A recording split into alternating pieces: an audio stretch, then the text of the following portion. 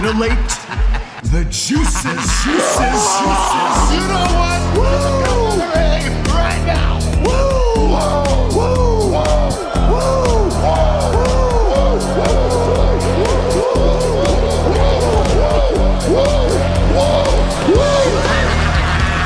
Dr. Hughes invites followers. Oh, let's see if they increase now. Me too. Yeah, wow. Dr. Hughes. Mock-ass mock. He's a great podcaster. Trick-ass mock. Acknowledge me. We coming for you, nigga. Fat! Yeah, Dr. Hughes, here we go. Keep plugging yourself, that's cool. First up, a man whose looks will serve your inner needs and desires. Dr. Hughes. Yes, we're here again, everybody. I just brought up on my phone the pay-per-view, so technically this is a watch-along, Sleaze. I didn't lie to the people. Not a lie. Never lie. Never. But so. Never lie. You hear me go silent because I'm busy doing something, everybody, while I'm doing the show. Just joking. But I'm going to put this over here. We're kind of they're showing vignettes and what happened over the past few months and everything. No need for that. No need for this Great American Bash. You can watch it, but you can listen to us. See, you can do multiple things, people. I hope you do. Do you do that, Sleaze? I do that all the time. Smart people do that. Dumb people can't do that. That's right. And we're smart. The people that watch us are smart. Everybody out there that's tuning in, get sharing and liking. We got so much to go over. Tons to go over. We're going to go over it through shows, I think, probably in the future, because they keep putting pay-per-views and PLEs on at the same time when I'm going live. What is this? They did this last week as well at Night of Champions. Yeah. Well, WWE is counter-programming everything. Everything. And AEW is doing it to us because they're pissed at WWE. Mm-hmm. Unbelievable. They're ruining our lives, everybody. Hey, Triple H still wants you to go. Trying to feed my kids over here. We got kids to feed, people. And you can do it by clicking on some of these links. Subscribe all over the world. My God, I look ghostly today. It's very bright outside. Get this off the screen. You know what to do. It's like Danny Damage. Yeah, I don't know if we're getting Danny Damage today. He might have said something about, me and my memories. Not very good. But he might show up. You never know. DDP might show up. Yeah. Triple H might show up. Who knows? He might. You know what? He hinted to it. What upsets me, Sleaze, is I'm, scrolling around and I see one of my favorites, Saul Ruka, doing a podcast. What is this podcast? How are any of these podcasts better than this one? I'm just saying. I'm not tooting my own horn, even though I am, but come on, guys. How do they get? What podcast? I don't even know. They showed it somewhere. I seen this on one of my millions of screens that I have going, and I'm just thinking to myself, how? Right? I reach out. They don't want nothing to do with me, even though hyper talented. We got the Sleaze over here, expert analyst journalists. Right. The frick. One of the best on the planet. They're suppressing us. In my opinion. They're suppressing us. And I want it to stop, or else I'll send the Yeet Army after all of them. There we go. Yeet! What else are we going to talk about today? There's so much to talk about. So much. Oh. What's that? That motherfucker. Who's this? What's going on? Something's happening in the stream. What's going on? Did I hit a button? No? No? Ah! Oh, no. Jason Moxley. It's Moxie's. Moxley the 13th. Yes. There he is, folks. Along with, Freddy Krueger. You all know these guys. They'll be in All In tonight. Jesus. Well, maybe not Edge. Didn't Edge, he's taking time off, right? Yeah, because he was saying that every time he has a match, he can't walk for like 4 days. It's like, well, time to give it up then, huh? Yep. Guess it might be time. Jesus. Same with Daniel Bryan. It was sad to see him go, but I mean, come on, bro. You were you were kind of wrestling half to death out there. Yeah, stack of dimes neck. Yep. So didn't he just show up on one of their shows? And I was like, no, come on. If you got to keep one, you got to lose one. Edge or Mox for AEW. Oh, fuck me. I'm sorry, Hope. I think Moxley, because I think he does the most damage. Even though one of the fucking Young Bucks just came out and said that, just like his boss, just bullshitting, just said that ever since the Death Riders, something like they're bringing in more people and the ratings are up. Yeah. Oh, that really? Yeah. I don't know. I don't follow this that closely, Sleaze, but maybe you can inform us on some of the the ratings talk, like the expansion, say, of the promotion, whatnot, because I've just been seeing lately this guy out here just getting yelled at by everybody, really. It's almost as if he does. People that don't like each other are like saying that he's wrong. Because he's wrong. He's astronomically wrong about 98% of the stuff he says.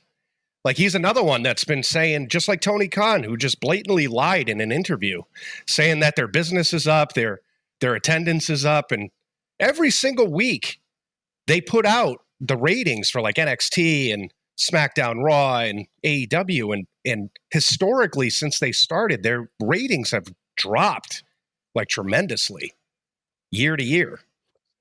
So it's lying, is what you're saying. Yeah, they're all lying. And people are saying like their max numbers are like 1 million, which is bullshit because Max isn't even putting them out. They're so bad. It's really fucking bizarre. I don't know. I've been getting blocked this week for doing my little AEW bit.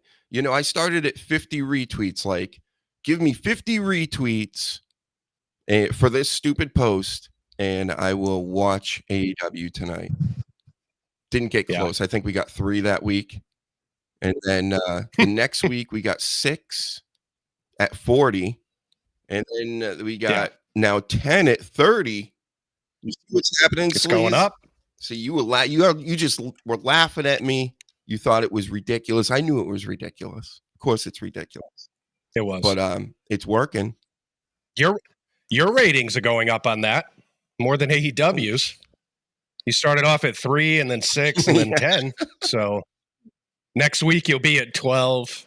You might be stuck watching this shitty program. What's their average right now for like viewership? Does anybody even know, or is just everybody's fudging numbers? Dynamite used to pull in over 1 million when they were in their height, like 4 years ago. CM Punk, sure. Right. Now they're hovering around, I want to say like 580. Don't quote me on it.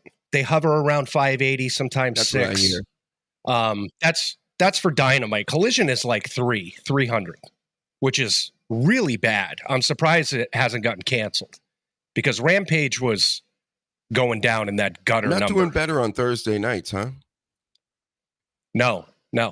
Anything they tried those Dynamite Collision double features and stuff, and it still was saying the same stuff. So it's not, and a lot of it is lead in. Like if you know anything about the Nielsen's or anything like that, you know that, let's say there's a popular show on before. Some of those people hang around for, the first quarter, which is 15 minutes. So they'll start off at like 700,000. But then like after quarter 1 goes and everybody from like, let's say Modern Family reruns, when they leave, it'll dip down to like, 600. They'll lose 100,000 people. Mm-hmm. And then their average throughout the 2 hours hovers around I'd say about 580 for Dynamite, which is their Raw. Mm-hmm. You listen up, Meltzer. You hearing this? Yeah. Listen Dumbass. up. I'll fight you in a boxing He's ring. another one. The ratings and the business is going up. Shut the fuck up. You want to go? We'll throw hands over this in a boxing ring. YouTube TOS. You want to go, Meltzer? Right. Do it. I'll be in your corner. I fight like the little Irishman on the Notre Dame helmet. Come at me, bro. Soda Popinski from Mike Tyson's Punch Out. I'm tough. Like Glass Joe. Like CM Punk. I'll never forget that meme. The pre-fight, post-fight pictures of CM Punk in the same stance at the beginning and the end of the match of the second fight when he fought the boxer guy. And he was just, it looked like he was shot with like rubber bullets like all night. It's just like you see these punch marks like all over him. It was crazy. Oh, he looked pummeled. Shout out and to CM Punk. And then Triple H, of course, after, was it the first match or the second match? Doesn't really matter. Triple H puts out a picture of him with the fight behind him, smiling.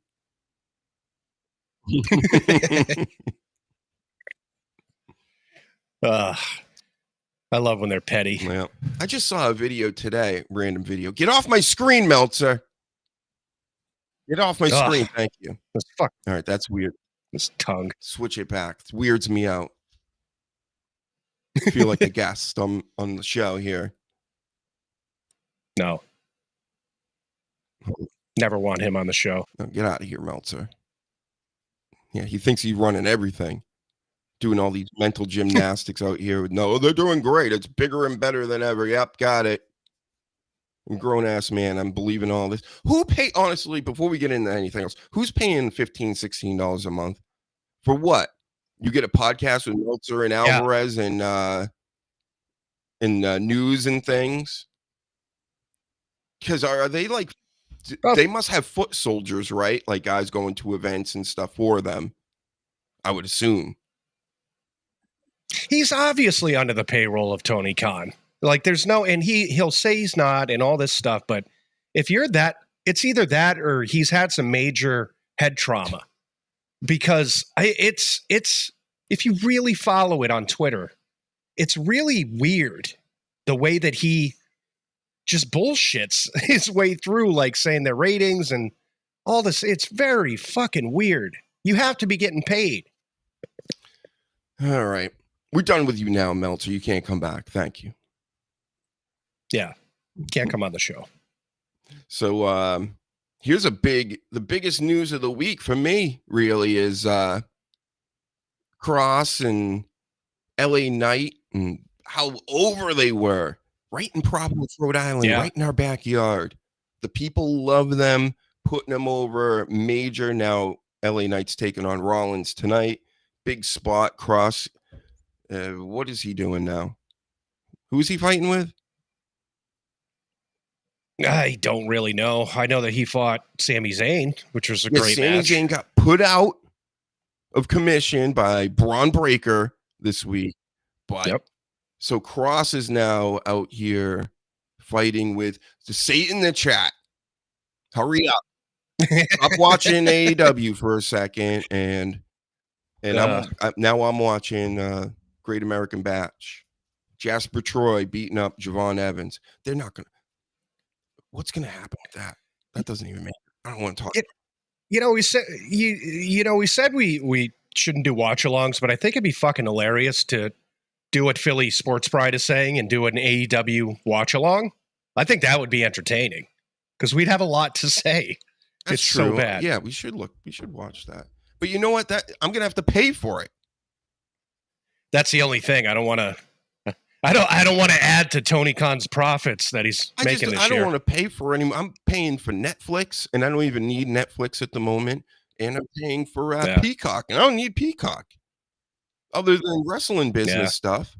So you want me to pay for more stuff?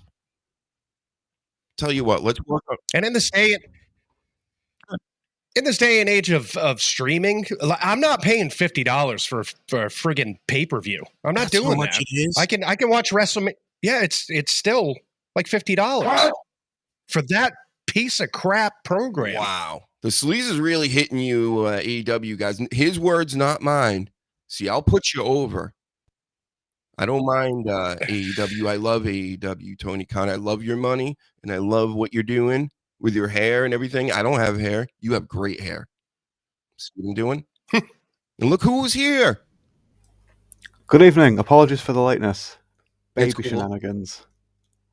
Shout out to Danny Damage out here. More expert analysts in here to talk about, because there's too much to talk about. So we got All In. Are you going to spectate any of this, Danny? No. Not a chance. No, sorry. No, Yeet. So I just been shitting on them for like 15 minutes, so no worries. it must be. I think it's the hat, the sunglasses, and the headphones, the helicopter. Here, you guys are about to land a helicopter together. Does anybody watch AEW? Well, I know some people still watch it, but just what are the numbers like nowadays? I can't imagine they've improved. Didn't you just see that what the fuck is his name? One of the Young Bucks, Nicholas there. He said that their ratings are up and their profits up. And then Tony Khan did an interview saying this is one of the best years, even though every matrix is down. Oh, I've seen that. Yeah, that's right. I did see that one. Because I think he thought he was getting away with something, talking to a non-wrestling journalist thing. But, all these creeps are out here. Guess what? All the analysts and journalists, we're everywhere. Okay? Doesn't matter. You could be talking about to Food Network or something completely off, what you're off topic and everything. And the wrestling people will find it. We'll tell. We're going to tell on you. Mm-hmm. Well, you know what? Let's talk about that card right now. AEW. We're going to talk. Oh, God. It's very rare. People seem to like it. The biggest, this is on just one platform, but the biggest podcast we have on SoundCloud is actually the Tony Khan one where it's all about AEW and stuff. Are you kidding me? So, hey, we got to give the people what they want, or at least, interject here and there. So that's so bad. So there's a man and a woman's gauntlet in this pay-per-view. I didn't even bother to look who's in it because there's so much. Are they doing this 2 days? No, it's 1 day. Thank God. Man, there's a lot of stuff. And then we got they have like 25 matches. Well, it's AEW. It's insane. So they're doing the WWE thing now where they've just got like, we've got a gimmick for the pay-per-view, or the pay-per-view has a gimmick, so we're going to do two of them, one for the men, one for the women. Yeah. I guess so. Everything's a gauntlet. It's weird. All in Texas. Yep, so 2 gauntlets. Then we got Swerve and Ospreay versus the Young Bucks for the EVP titles on the line. So I guess to me, this is the story. I like things having stakes, so I'm okay with whatever they want to come up with. I just don't care for the Young Bucks personally. And Swerve with the whole tongue showing and look at me, I stapled myself and I put things on my mouth. And then Ospreay, I like Ospreay. He wrestles good and everything. I'm just not invested in a lot of these wrestlers. And there's nothing that they really do other than put on, say, good wrestling matches that make me care. And believe it or not, you have to do more than that these days. So what do you think about this match? Who do you think will win? Are the Young Bucks going to give up their EVP status, even if it's kayfabe? So here's the stipulation with this. I heard it the other day when I was listening to one of the podcasts I listened to. The stupidest thing I've ever heard as a stipulation for a tag team match. So the stipulation is that if the Young Bucks win, neither of the other two can have a heavyweight championship match, which has nothing to do with a tag team match.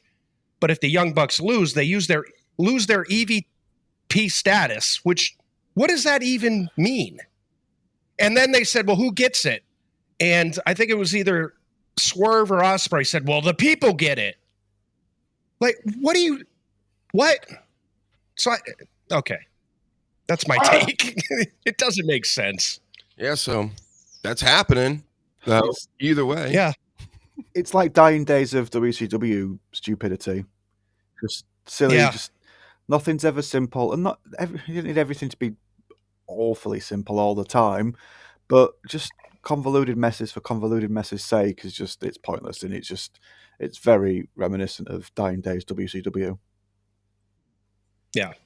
The Young Bucks are just obnoxious. I'm sorry. I get that they're good in the ring too. And this is what my problem, I think, with just AEW as a whole is that the vibe I get from them and have gotten from the beginning is like, we're the cool. They just come right in and they go, we're going to compete with WWE. Fine. That's, whatever. Beat them. I don't really care what you're doing, win or lose. I'm not really involved with you guys, so whatever you want to do. But they have this air of like superiority to everybody else and everything. And I get some of them are wrestlers and they're playing heels and whatnot, like the Young Bucks, but I'm not buying it because just because you were great on the indie scene and you made a lot of money and all this stuff, I wasn't into it. You know what I mean? Because it wasn't like my style of thing. So to say that it's like the LeBron James fans out here, the young NBA fans, or sports fans in general, where they kind of just dismiss the past, where they actually sold all the seats in the arenas, and they go now it's just a bunch of excuses for everything. But so the more that like social media can be annoying and go at these people, the more that they stick their chests out like, no, and like actually cope with all this. And it's just obnoxious to me. It's just, be who you are, act like where you're at in the business. You're not going anywhere. Tony Khan has all the money in the world. Just keep it real with everybody. If business is down, say it's down. And maybe that's not good for investors and stuff to hear. But like, as far as like the wrestlers and things, where it's like, no, we're the best though. Are you though? Until they jump off social media crying with the fucking tails between their legs, and then they get the daddy to post a message on their Twitter account to be like, you all need to stop bullying my boys, and they're having some time off to sort of like lick the wounds and avoid all the toxic space of the internet. And it's just one single open-handed slap to either of them, they would just fucking explode. Just yeah. So, yeah, you've had great slippery heels in the past that know how to work a crowd and really annoy people. And Matt Jackson does have a very slappable face. I will give him that. But, well, Nick does too, but Matt more so. But it doesn't, that's not the whole package. And just doing all the flips and stuff, every match they've just got a checklist. We've said all this fucking to infinity. They've just got a checklist and they just have to tick all of the boxes to make sure they get all the shit in. And because of that, the matches are more the same than some like WWE guys or just traditional old-fashioned guys who have very few moves, but they know how to mix things up. With the Bucks, it's just, or maybe they did like a table spot over there instead of over here, and it's just, it's really draining, just that style.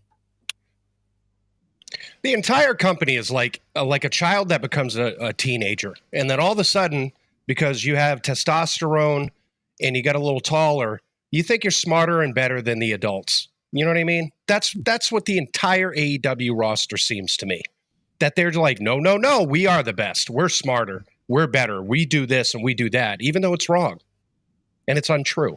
And Tony Khan is the biggest one because he's the one that's letting them do all this shit and then going out and saying, oh, yeah, business is great and this, that, and the other thing.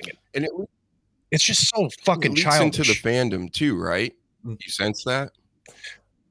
Yeah, it's created it. It's created a venomous, stupid fan base. And I know that there are WWE fanboys, I guess, but I've never actually really seen one and gone, oh, in my head, like, oh, that's a WWE fanboy. You know what I mean? Yeah. It's always just somebody either trolling or through stating facts or something. And then the real, like the annoying ones and the real fanboys seem to be like the AEW crowd, you know, the older gentlemen as ourselves, but then are just totally like, how do you not get it? It's like, we're not teenagers anymore, guy. It doesn't matter who your favorite band is, and it doesn't make you cooler. You know, it's like nobody gives a shit, you know? So like, who are you talking to? Yeah, like, are you talking to adults or are you talking to the kid? Like, I don't get it. And you can see it online too, because the people that will die on a sword for AEW, they'll sit there and say, well, this and this and this and this. And then people that have fandom for even like TNA and the major ones, I'm sorry, they'll just come out and say, well, here's your rating from last night and leave it at that. You know what I mean? The mature way of doing it. And then these guys shut up. And they'll be like, well, Triple H fumbled this and fumbled that. And, WWE is going into the toilet. And then somebody will post, well, here's your ratings for Collision. Mm-hmm. Yeah, it's been going on for... Or here's Tony Khan lying. Feels like it's been going on for decades. It's only been not even a decade. But it's going on forever now. And it's like this LeBron James, Michael Jordan, right? Ever since he came out, it's like, that's our goal, Michael Jordan, and then they never reach it. And yet 20 years have passed, and I still see posts every single day of my life with Michael Jordan and LeBron James in the same frame. And that brainwashes people into thinking that this is some kind of legitimate debate since day one. And it hasn't been for the entirety of this 20-year debate that's been going on out here. And I've sensed this with AEW, it's like WWE is so far superior, just money-making wise and all this. And I mean, of course, people will probably say, no, you're wrong. In TKO, they're in the red and they're this, come on. Just use your eyes, use your ears, see what's happening. You can like what you like. That's cool that you like it. But just know that it doesn't make you any better of a fan, more knowledgeable, or anything else. It's just more scripted fights and other types of scripted fights that you know about. That's it. Tony Khan set this fucking standard. He was the one in the beginning talking about ratings. Yeah. I would normally, with Sleazy's earlier point, just saying like you could just hand the ratings of each show to the AEW fans and go, there you go, that shows something. If Tony hadn't gobbed off about beating WWE in the ratings or whatever, it'd have been like, fair enough, they're just doing their own thing in their own little bubble. Let's everyone just enjoy what you enjoy. But he set the challenge, he set the standard, he said sports-based presentation and all this shit. And until he turns around and says, sorry, I'm a line wanker. I just wanted to have my own toy box where I could just go bang, bang, bang, bang, bang with my toys all day for like 8 hours in one premium live event. I'm just going to keep saying the same shit and then it's a waste of time. Some people enjoy it, but not that many people compared to what would have enjoyed it if he'd have delivered what he said and what people bought into. And the thing is, too, is like back in the day, me and, we all lived through the Monday Night Wars and things. So when you looked at the ratings of WCW, Nitro, and Raw, they were very close. There was the 87 weeks and all that stuff. But the thing is what Tony Khan and his business associates and all the wrestlers over there don't understand is by them doing that, the WWE fans in the beginning, like myself, me and Justin went down to Jacksonville back in the day to go to AEW as curiosity. And I enjoyed the show. So did Justin. We had a great weekend and it was all that. But then when they sit there and they go, oh, we're beating Raw and we're beating this and they're doing that, you're turning off the fans that you pulled away that wanted to look at your product from WWE and even other people saying, well, they're pompous asses. You know what I mean? Then they start nitpicking your shit saying, well, you're not that great. And they just pull away from your shit. So I could really think that a lot of their decline is the people that they turned off by talking like this. And they're too dumb to understand that, where it's like they drew the line saying you can only be AEW or WWE. And the WWE diehards that were interested in the beginning said, well, fuck you. I've been around for 20 years with these other people. When did Cody smash that throne? Was it the first pay-per-view? Yeah. They set the tone. You watched the show and you had that silly Exactly. battle royal where there was a guy with no legs and just all the silly gimmicks and you were introduced to everything, like Orange Cassidy. And instead of laughing at Orange Cassidy being like, look, daft cunt, fuck off, get out. No, they're just like, this is Tony Khan's favourite wrestler. Where you're going to see a lot of this twat for the next however many years. So they set the standard with the quality of wrestling, or like the worst to expect. And then with Cody smashing the throne, it's like, all right, so this is going to be shots at WWE. I thought you said you were just going to do your Yeah. own sports-based thing, and you weren't going to pay much attention to them, and you're just going to get on your own thing and promote your own thing rather than shitting on the others. But then they did that very quickly, and it's just it went downhill. Yeah. I'm always going to give AEW a chance. You know, I'm never just going to be like, oh, I'm not watching this ever again and blah, blah, blah. Like I said, there have been some this year, a Dynamite here and there. I remember one specifically that was like really good.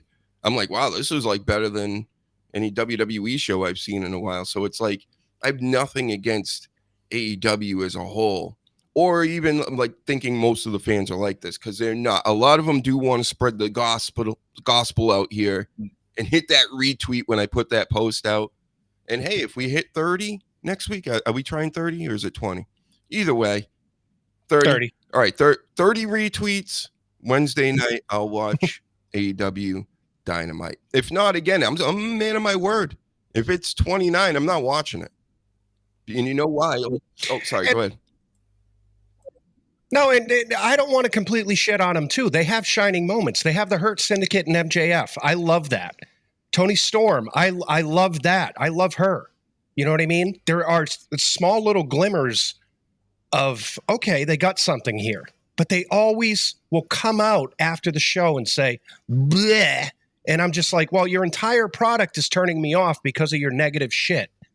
You know, where it's hard for me to sit there and say, okay, I'm going to give it a chance. They do have good stuff. It's just, I mean, it's the bullshit chatter that just turns me off. Cassidy. And I'm not alone. It's Orange Cassidy for me. Because I kept tuning in over and over and over. And it was like almost like a running gag on myself. Like I would turn, it could be the beginning of the show, which was many times where I would just tune in right from the beginning, and Orange Cassidy's out, first match. And I'm just like, I'm not watching this. And then it could be in the middle of the show or at the end of the show. I'd randomly turn it on and go, all right, let's see what's going on with AEW. Orange Cassidy's out there wrestling. He was like the Roman Reigns of AEW for the past 2 years or whatever. He disappeared recently, right? Yeah, thank God. I can hear myself. I heard it. Do you hear it? Where am I coming? Am I coming through somewhere? Nope, not anymore. No.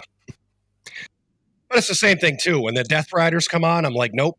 I just even in clips, if I go into YouTube and say, okay, highlights from Dynamite. As soon as they start, as soon as John Moxley or Claudio come out or anything like that, I'm out. It's a terrible, terrible storyline and a terrible champion and a terrible wrestler. Speaking of the Death Riders, since we're still going through this all-in thing, we got the Death Riders trios versus the Ops, which is also, I'm sorry guys, I like Samoa Joe and stuff.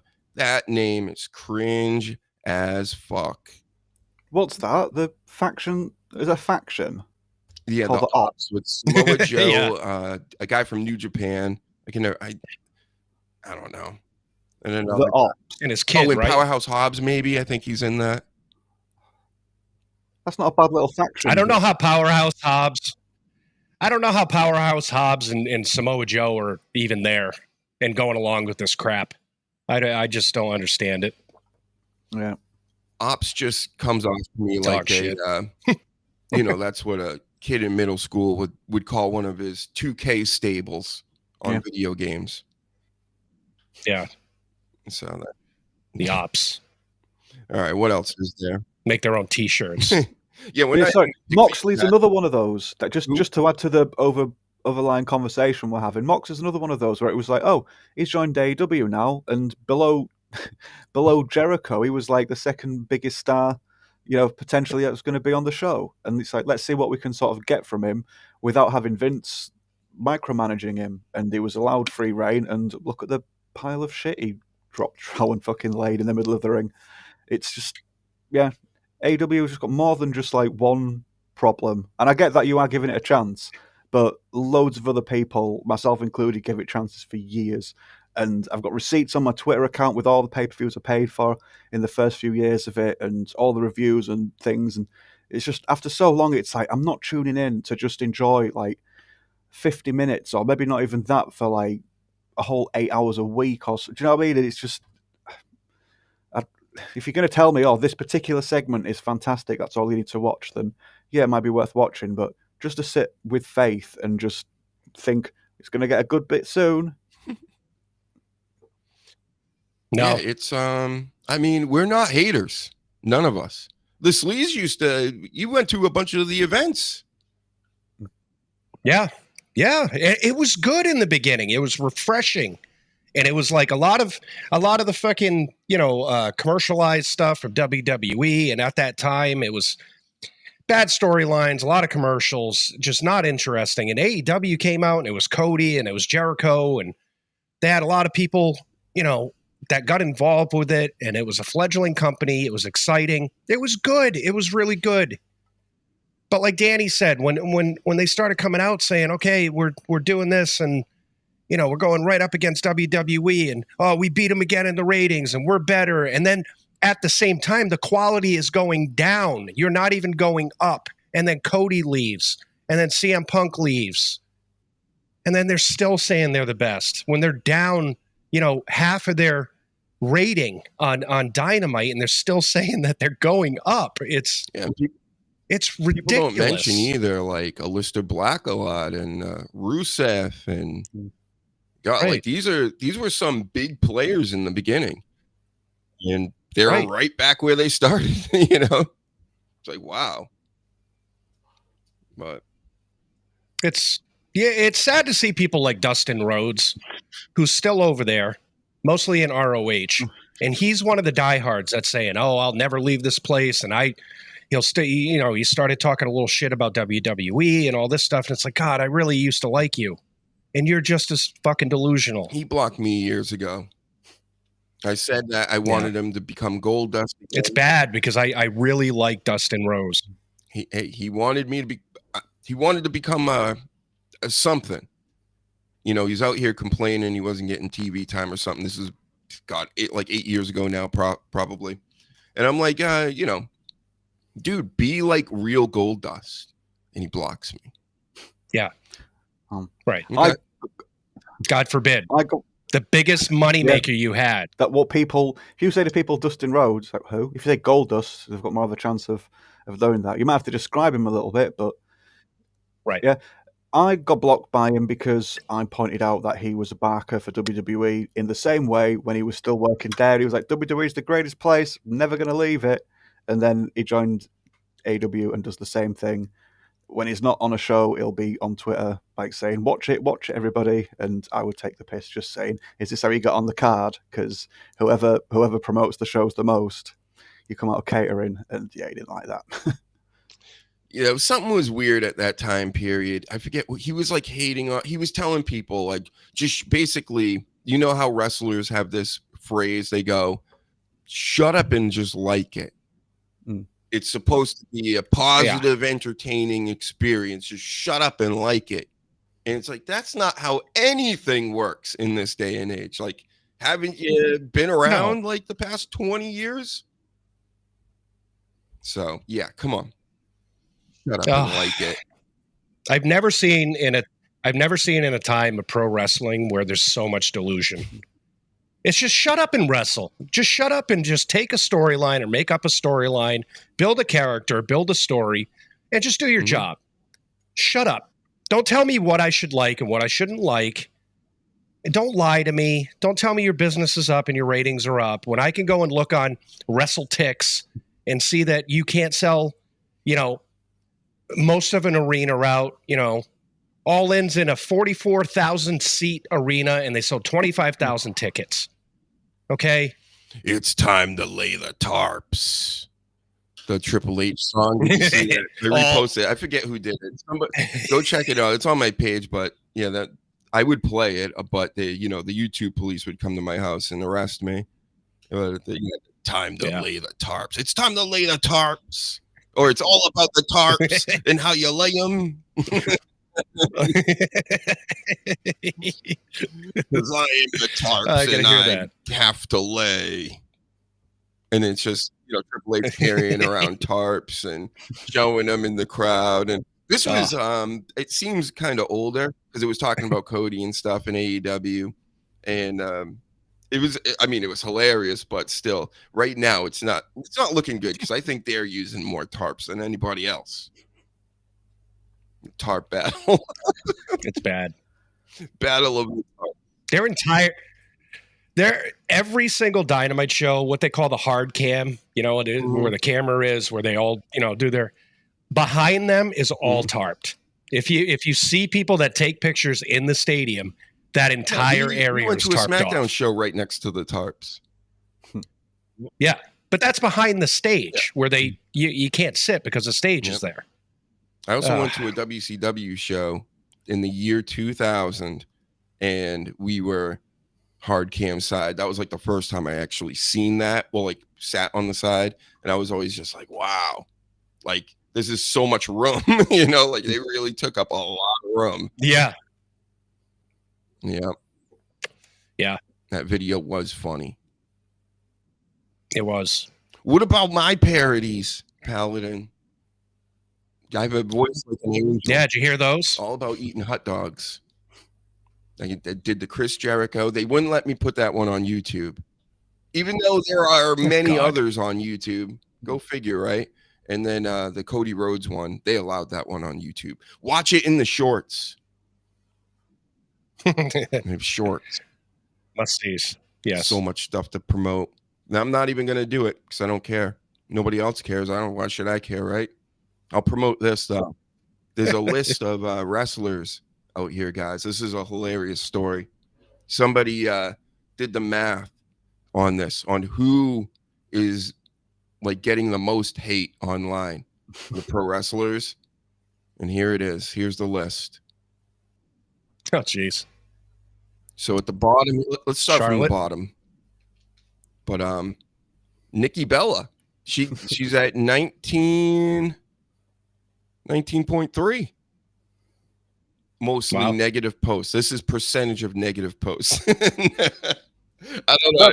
Who has time? Who has time for this? Like, who did this? Some website, and go check them out. This is where I got it, though. That's impressive, though, that Nikki Bella's like so high up, and she's only recently like resurfaced back into the wrestling sort of like lens.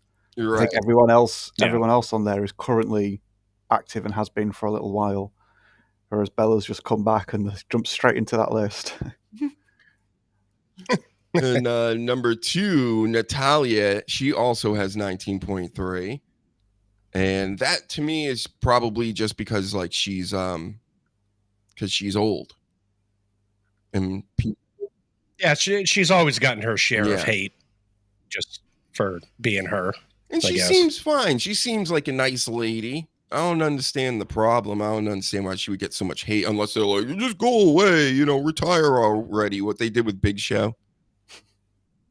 Yeah. And then another 19.3 is Ricochet, which, I mean, after the past year he's had, makes a lot of sense.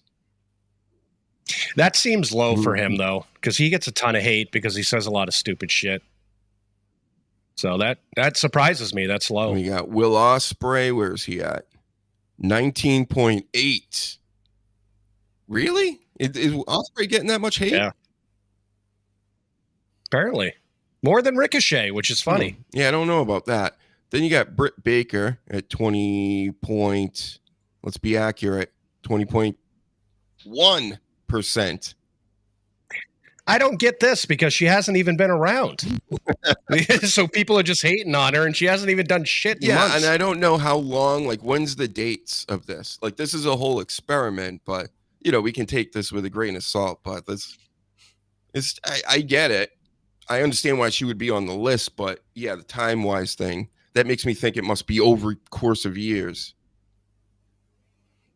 That's still just like one in 5 social media messages is shitty, and then like the other 4 are like, "Woo, we like Britt Baker." That's not for a public figure. That's not that bad, to be fair. No. Yeah. Alexa Bliss is on this list even. This makes me think this is a long-term thing because she was a bad guy for a long time before this. These kids and the young girls, they can get very catty. A lot of women on this list. So that kind of makes sense to me too. So that's why I think she's here. So let's just assume that this is probably over the past 10, 15 years, since social media has really been a thing. And John Moxley is right after that. Our buddy John Moxley, 20.7, even more than all the rest we just named. I think that's low for him too. I would believe he'd get more hate. Especially lately, right? Yeah. Jade Cargill is next. I get it. 21.4. Oh, she's a traitor. Boo, hiss, etc. Yeah, a lot of these are ex-AEW people, so the AEW people turn. I mean, look at Mariah May, Blake Monroe there. All of a sudden, she's hated. So stupid. Yeah, very childish. And speaking of childish, the next ones. Oh yeah. Well, one more thing on Jade Cargill. What was it? She just stinks in the ring. How about that? It's the shits. I'm sure that's a lot of the negative tweets out there. Yeah. But yeah, the most childish, and I think all of our opinions on this list probably is the Young Bucks at 24.8. Wow. Seems low. A quarter. They literally left. I don't think they get more. I don't think they get more hate because nobody gives a shit. You know what I mean? So yeah, I guess that makes sense. 24%. Cora Jade is kind of that. You know what she did? She fought with Darby Allin. Remember that whole deal? And that probably generated a lot. And then you got the OnlyFans, haters as well. After that, 24. Well, she said a lot of dumb shit after she got released too. So, and then our GOAT, 25.7, Chris Jericho. A little bit of the bubbly. That's right. Gets a lot of hate. The AEW fans don't seem to like him. Nobody seems to like him anymore. What's going on with this? I don't get that. He's been gone for a while too. So, CM Punk is next, 27.9, almost like 3 over Chris Jericho, 3%. But that makes sense too, because he was huge and everybody in AEW loved him when he came. But then when he left, they vilified him. So this is the one that really doesn't make sense to me, guys, is Tegan Nox. After CM Punk, Tegan Nox at 28.6. And I know she's doing an OnlyFans. And I guess recently that came out. Why is she so hated? What? Is she the Welsh one? I think so, yeah. With the colored hair. Yeah, with the double knee braces. That kind of looks a little bit like similar features to Ronda Rousey. Yeah, she used to be with Tegan Nox in NXT as a tag team. She had a little singles run for a while. Teamed up with Natalia. You see, I don't know why people would be mean to her. I will have said negative things online because I've said maybe you should calm the moveset down a little bit. You've got 2 knee braces now and you've not had like a big main event run yet. So maybe ease off on diving off of things and try and get more of a grounded sort of game going. That isn't me being mean, but by this person who's made this poll's metric, that might be considered negative because I'm not going, go girl, you're awesome. Keep doing what you're doing and we'll just watch you cripple yourself in 6 months. Thanks. Yeah, I don't get it either. Yeah, that one makes sense though. I'm sure that would have to be the reason because what else is there? People just goofing on all her stone cold knee braces at like 22 years old. Yeah. So next up, Saraya, or who you may know as Paige, at 29.3% hate online, negative. That makes sense. She's always gotten hate for whatever reason. And she's another one that just came out and said, yeah, I'd love to come back to WWE. They all would really. So, she said that. She said that out publicly. I didn't know that. Yeah, she said she's been waiting. She's waiting for a call for Evolution. That was her latest statement. Wow. But again, sorry. Go ahead. Again, with her, people people might just be saying, please don't get in the ring. We don't want to watch you die or paralyze yourself in the ring. Please stay away from the wrestling ring. And again, be taken as being negative, whereas it's people actually genuinely not wanting to watch someone just themselves, just make of it. Right. Yeah, sure, she's done loads of reality TV style dramatic bloody gossipy shit that people are probably sick of too, but a lot of what people may say about her is revolving around her health. Mm-hmm. Yeah. So get well, ladies. Yeah.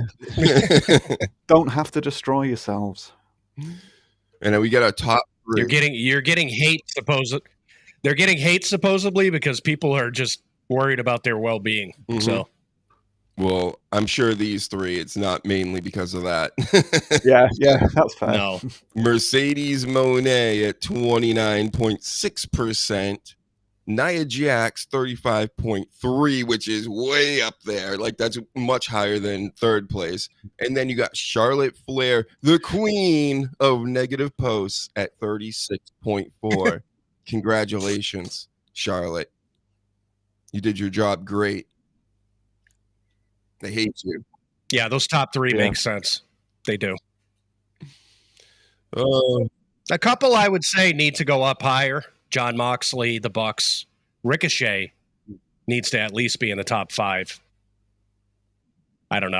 Like Danny said, I don't know what their matrix is because, the Tegan one just doesn't make sense. So, and the AEW guys could have like their know. rating, their percentage could be offset by just all the rabid fans that just as soon as anybody from AEW says, I'm doing this thing, they just tweet, you're awesome, or great stuff, or just positive. So that could be offsetting the actual number of people telling John Moxley to stop being a bell end, for example. Or when Dave Meltzer gives them a 5-star match, even though they suck. He had some awful comment this week. I can't remember what it was because I think I've just repressed it already because I was just like, shut up, Dave. Fucking hell. Like, listen, I don't mind trolling online. I do it here and there. Some people just set up, like, it's like watching them throw a softball underhanded at you. It's like, you're going to really throw that at me while I have this bat in my hand, and it's like, come on. So like Goldberg will write something. I forget what it was, but it was something to the extent of knocking somebody out or whatever. And of course I made my Bret Hart joke to that and kicking him in the head or whatever. And people are like, oh, I can't, you really have to be doing this. And it's like, yeah, kind of, it's like what I do. But, there's too many people. They're not even like trolling to be funny or anything. They're just like, they're trolling to be obnoxious. I guess that's it. But yeah. Really, what do you get out of that? And most trolls don't even get recognized for any of their trolling, which, like, then it's like even sadder. It's you're going out here and yelling at what you consider like famous people or celebrities on social media for what? That little dopamine rush, that little just from any attention's good attention, even if it's on social media. It's just pathetic. I think it's completely pathetic. And then it makes the wrestlers, a lot of them look pathetic too, at times. Or you get these, some of them must have multiple accounts out there. Yeah. I personally don't. I don't like doing the multiple account. I got enough accounts. Trust me. Anything that's Dr. Huge, that's me. But you know where to find me. There's just so many anonymous accounts out here. I've been getting blocked by a lot of them lately. It's a weird thing. I posted about this. Nobody seemed to mention anything or going, yeah, me too, or whatever.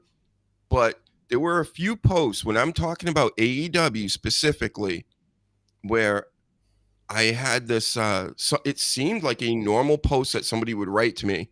Like, yeah, good luck with that. Good luck getting your, 10, 20 retweets or whatever to watch this show.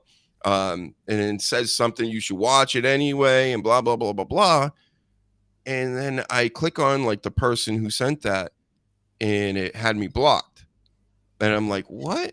And I went back to the original post and they mentioned somebody else. So I click on that and it's like some kind of like Bitcoin financial, Web3 horse shit. And I'm like, what? And then it happened again on another post about AEW. And I'm like, this is same deal, different financial guy, but the original post is in my comments and then blocks me afterwards. So That's so weird. we can see you guys now. A lot of people online need to get Block locked. me all you want. I still see you, Shawn Michaels.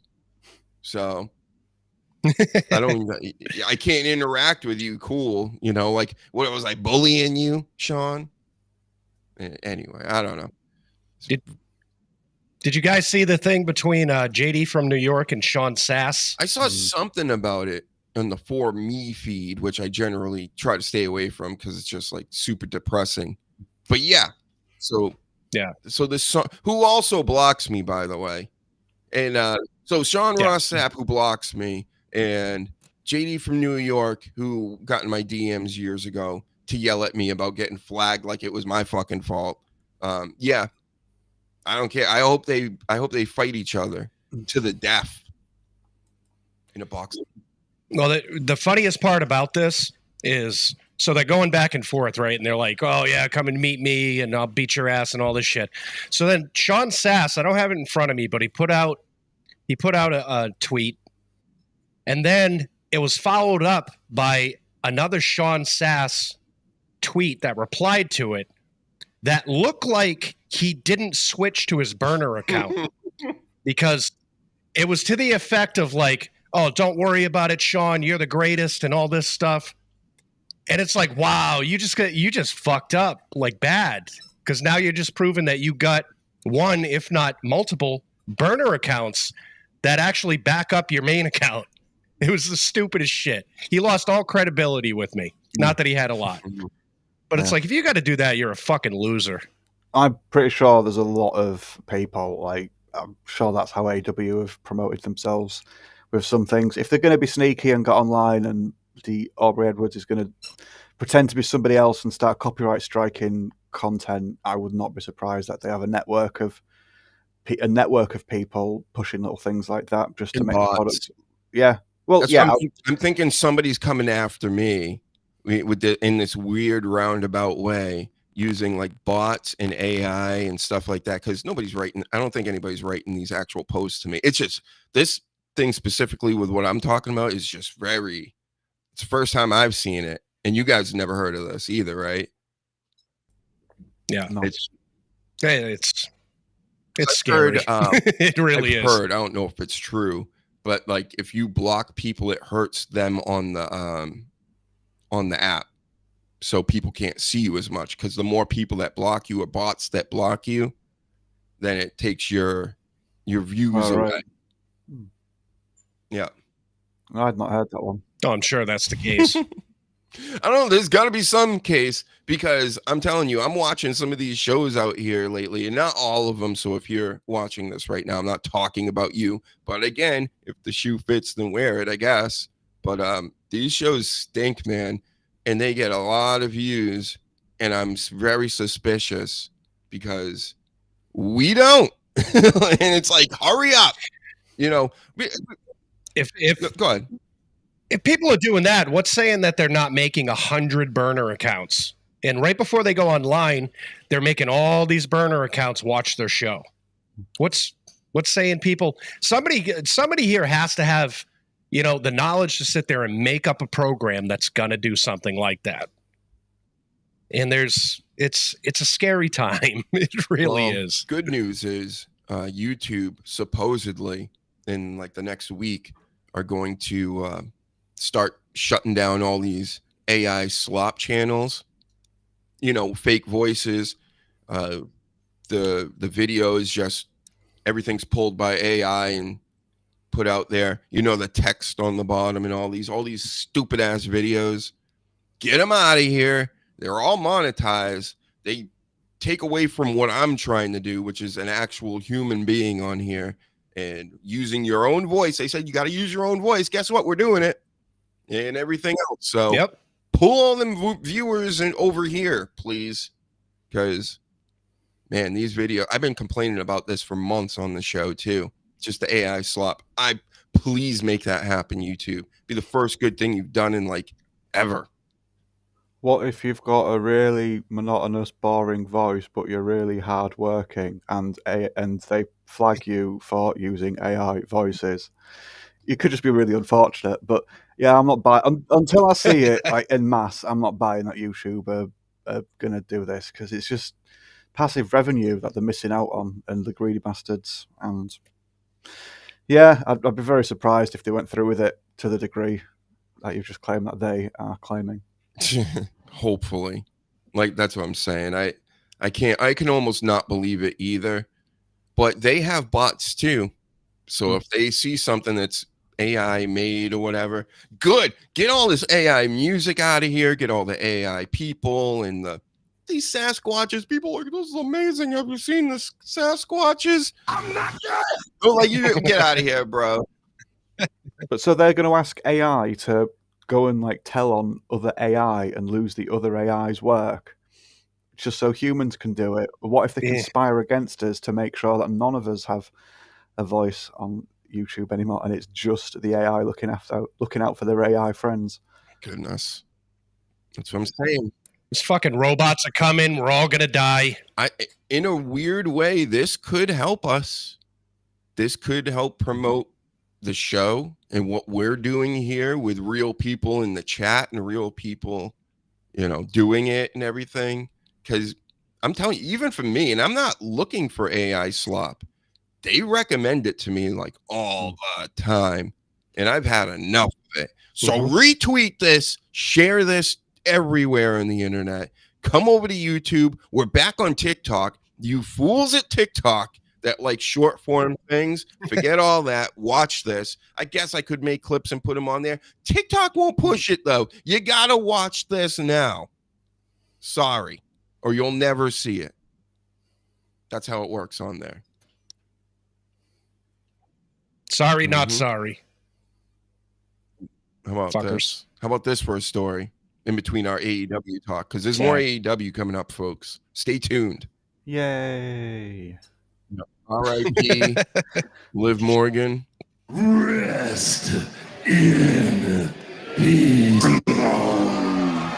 Well, she didn't die. She got memorialized because her elbow died for a few months. That happened. That's what we'll call it. Yep. Roxanne Perez did this. She's a genius. And Rodriguez was very upset about it. People are missing her. She could have been used at Evolution for sure.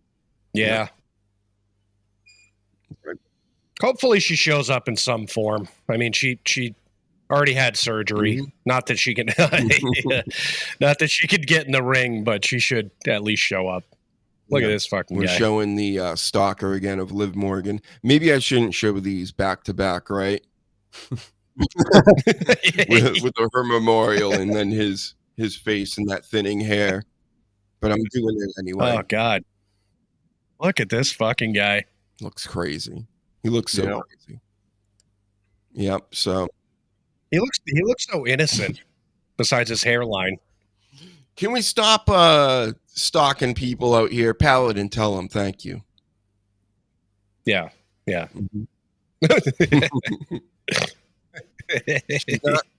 I can't. This guy's looking into my soul. I can't even look at the fucking screen. Yeah, we fixed it. All right. Thank you. Yeah, he is so terrifying. Yeah. He's probably 4 feet tall too. So anyway, I know you guys want to hear more about AEW. Let's just get it over with. So there's so many more matches. That's the thing that's hilarious about this. I keep looking. We've only gone through 3 of them. But doesn't it start soon? Jesus. I mean, it doesn't end for another day and a half, but I'm sure it starts soon. It's probably on right now. I have no idea. The pre-show rugby scrum thing. Yeah. Yep. I think it started at 3 their time, or I don't know. I think it's already started. Okay, so we got Adam Cole versus Kyle Fletcher for the TNT Championship. And you know, I've noticed even the AEW fans are goofing on him for being short. Nope. Adam Cole was not cleared, so now it's a 4-way for the TNT Championship. They said that a couple hours ago. Cleared. Yeah, because he's 105 pounds. He's not cleared to wrestle and be a wrestler. But no, I guess apparently he's hurt. That's all. Yeah, coach says it's on right now. We're missing it, guys. Oh, no. Well, it's like, shame. Fuck. this Adam Cole thing reminds me of this right here. Because, he's all small and he's got little arms and legs and things. And it's like, how long do you think you're going to be wrestling for, bro? The same thing with this girl. She already in the indies. She's got a broken arm already. And she's taking on Matt Cardona. And listen to what transpired last night. I just beat Matt Cardona. And I'm now your new, your only, your real indie god. But you know what? My reign starts tonight. I am taking over every major wrestling promotion there is, and I'm starting at HOG. So Indy Hartwell, you're not going to be champion for long, because I'm coming for you tonight, and I'm going to give you a taste of what it's like to get beat down by Shotzi Blackheart. We'll just leave it at that. There was during her Matt Cardona match, there was a spot where he went to give her a low blow, and of course she has a vagina. But then he pummeled her like 7 more times right in the crotch. Oh, God. It's really bad. She sucks. Turned her roast beef into a smash burger. Is that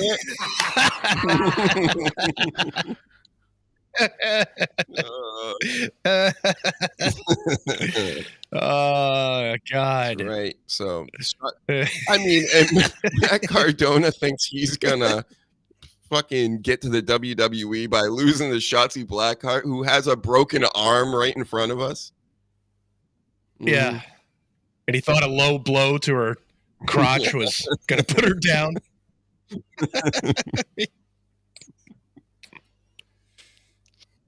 What did MJF win? I don't even know what match he was in. Yeah. Oh, yeah. What else is coming up here? We got so Cole and Fletcher. We're done with that. That's a fatal 4-way now. It's so bad you can't make this shit up. At least it's not yellow anymore.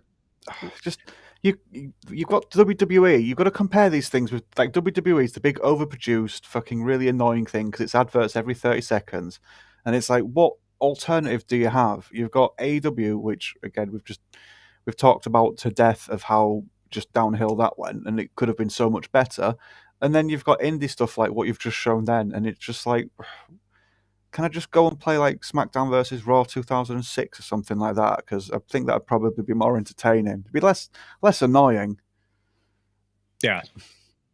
And this is a couple months ago, I did a story on here about Shotzi Blackheart putting a post on Twitter saying, hey guys, you guys are calling me injury prone in this. She's walking around in a cast. And the whole way she got her arm broken was a thing at her house that her and Matt did. It wasn't even during a match. You guys are calling me injury prone? You can't even do a simple spot that's not in a ring and not break something.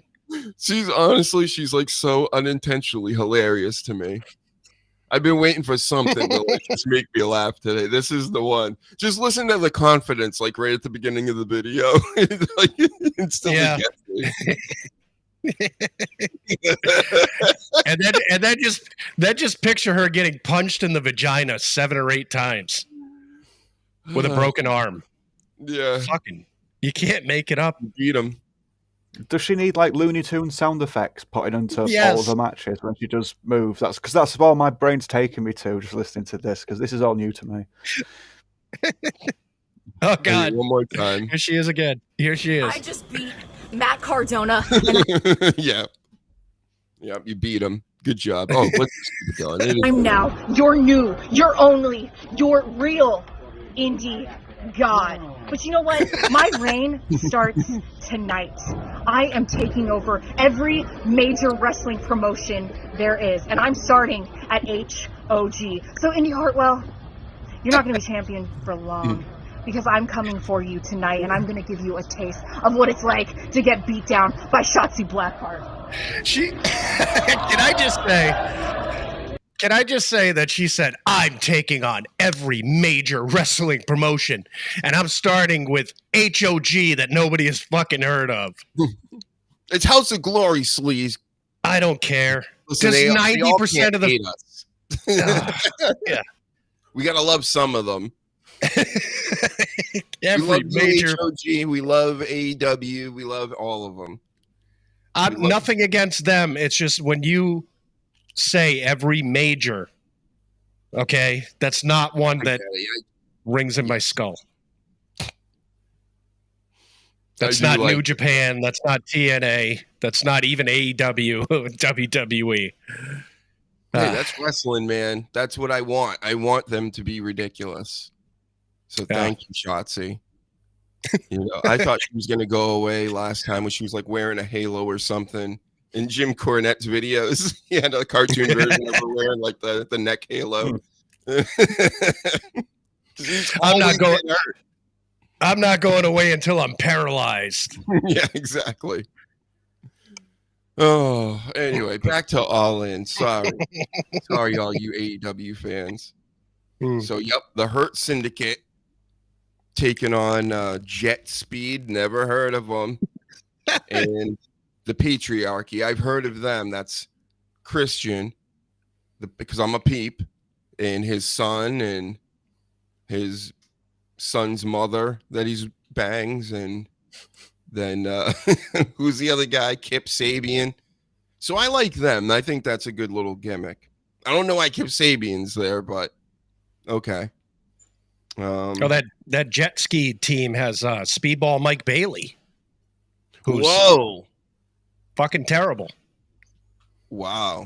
They thought putting a guy that's 5'3" and 105 pounds that does a bunch of flips and kicks against the Hurt Syndicate. Here's the thing. Speedball Mike Bailey, I like him. I know about him. I watched him in TNA, or when they called it Impact still. I can't stand the no shoes or anything. Like when you just have bare feet out there, it grosses me out. And but okay, you're a martial artist. I'll let you get away with it. Great in ring. Your typical AEW guy, where it's like you're great in the ring, but everything else, to me, you know what it is? It's the shits. The shits. Yeah. Cool mullet. Not presentable. No, you got cool mullet. I mean, he's got to learn how to talk on the mic and be believable and have some kind of a wrestling aura. Okay, you don't have to be, all juiced up and jacked and whatnot, but if you're not that, for sure, you got to have some kind of it factor to come along with it. You understand? Speedball. I only heard one. What, not my cup of tea. No, you don't like anything AEW. No, I do. I think that they need a creative team. I think they need to stop lying. They need to put a clamp on the wrestlers just saying stupid shit online and focus on actually running a wrestling business. I said in the beginning, there's glimmers of good stuff. Mm-hmm. Mm-hmm. How about this match? Does this one tickle your fancy? Okada versus Omega for the unified something championship? No. I'd rather listen to my grandma reading erotic novels, to be honest.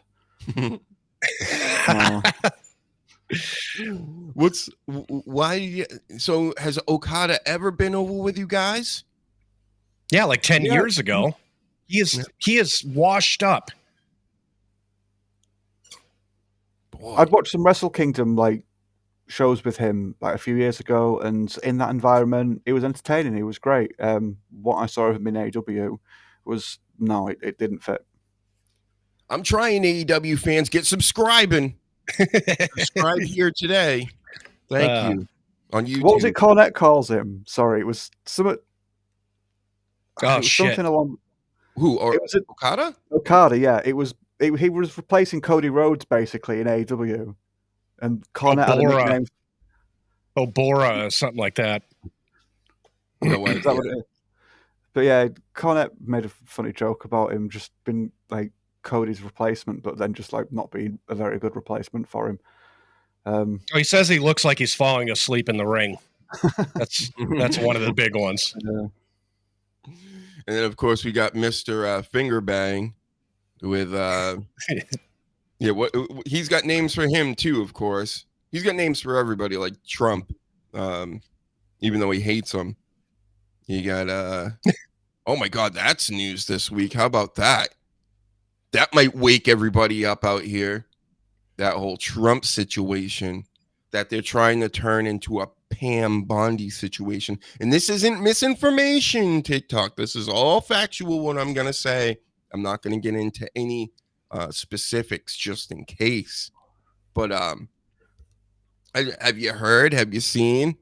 Nothing to see with the E.P. Stein case. Yeah, we're not still talking about that, are we? That was so last year. Just it's not like people actually wanted and voted for me to be here because of this information and obviously the deportation issue.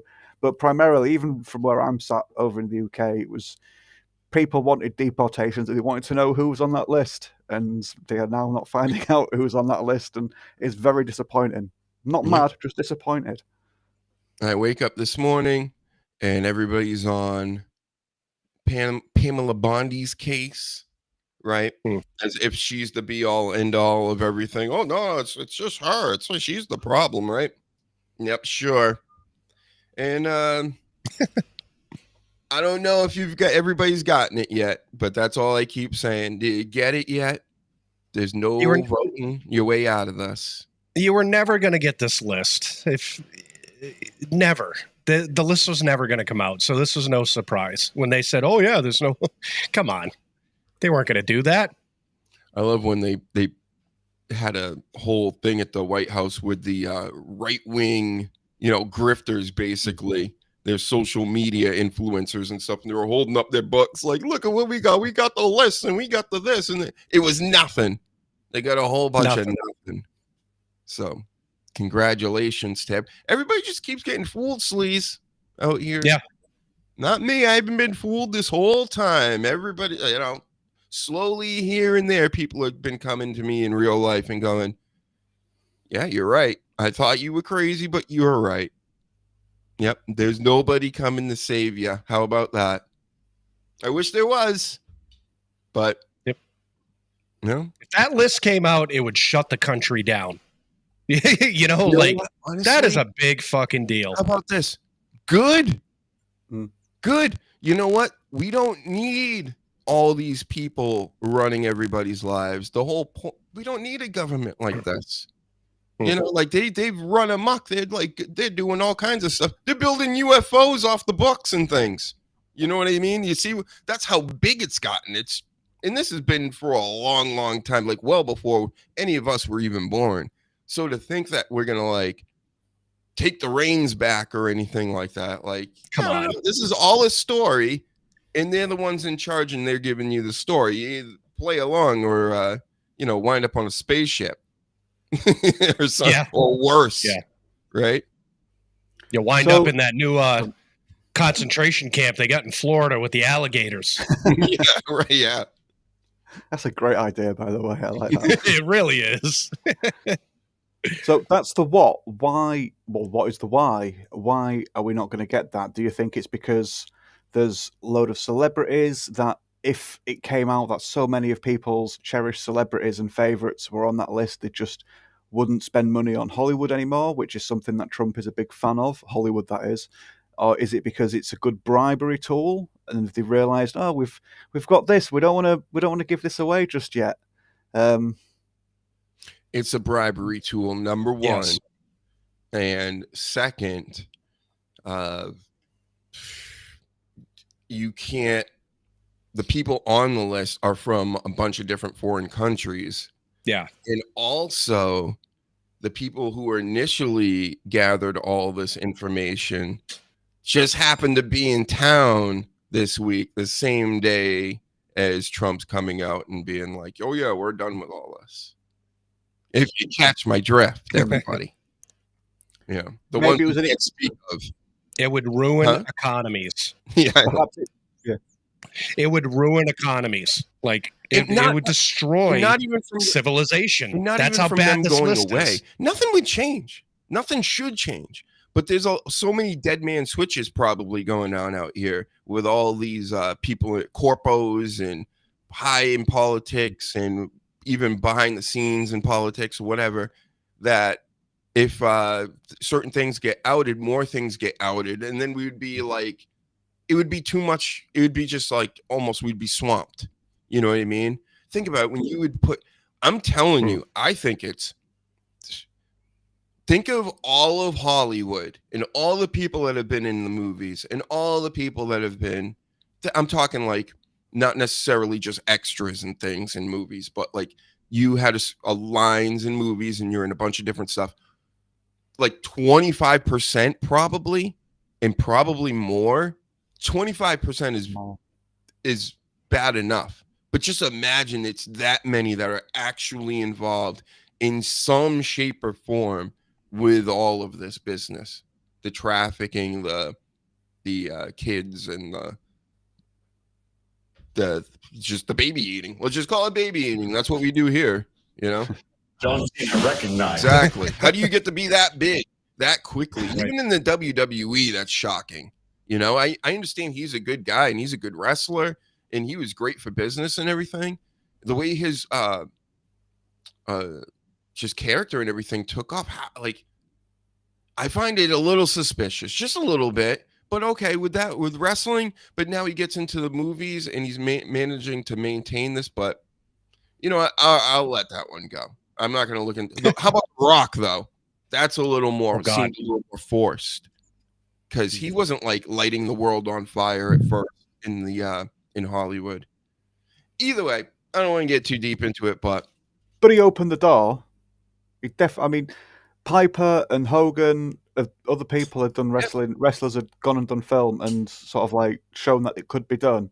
But with The Rock, yeah, he started off slow and a couple of stinkers later on as well. But he did like the Tooth Fairy and Be Cool wasn't the best of them. But he definitely opened the door and showed people that, yeah, you can come from wrestling and do this quite well. And Arnold Schwarzenegger handed the torch as well. In the rundown, they have that scene where Arnie walks past him and says, "Have fun." And that was just like, yeah, there you go. There's your new action hero. If Arnie's sort of like giving him the rub, then Hollywood has to accept him. And they did eventually. And now he's eating all the babies he wants. Well, how about this? Even just the people that they're surrounded by are probably the baby eaters for the most part. I'm sure a lot of celebrities and people, when they get really high up the chain, they participate, right? But probably not so much at the beginning. I don't know what I'm saying anymore. I think this is all just nuts. This rabbit hole goes so friggin' deep. And for them, now I have people telling me, and I'm seeing it online a lot, this is a more 4D chess, guys.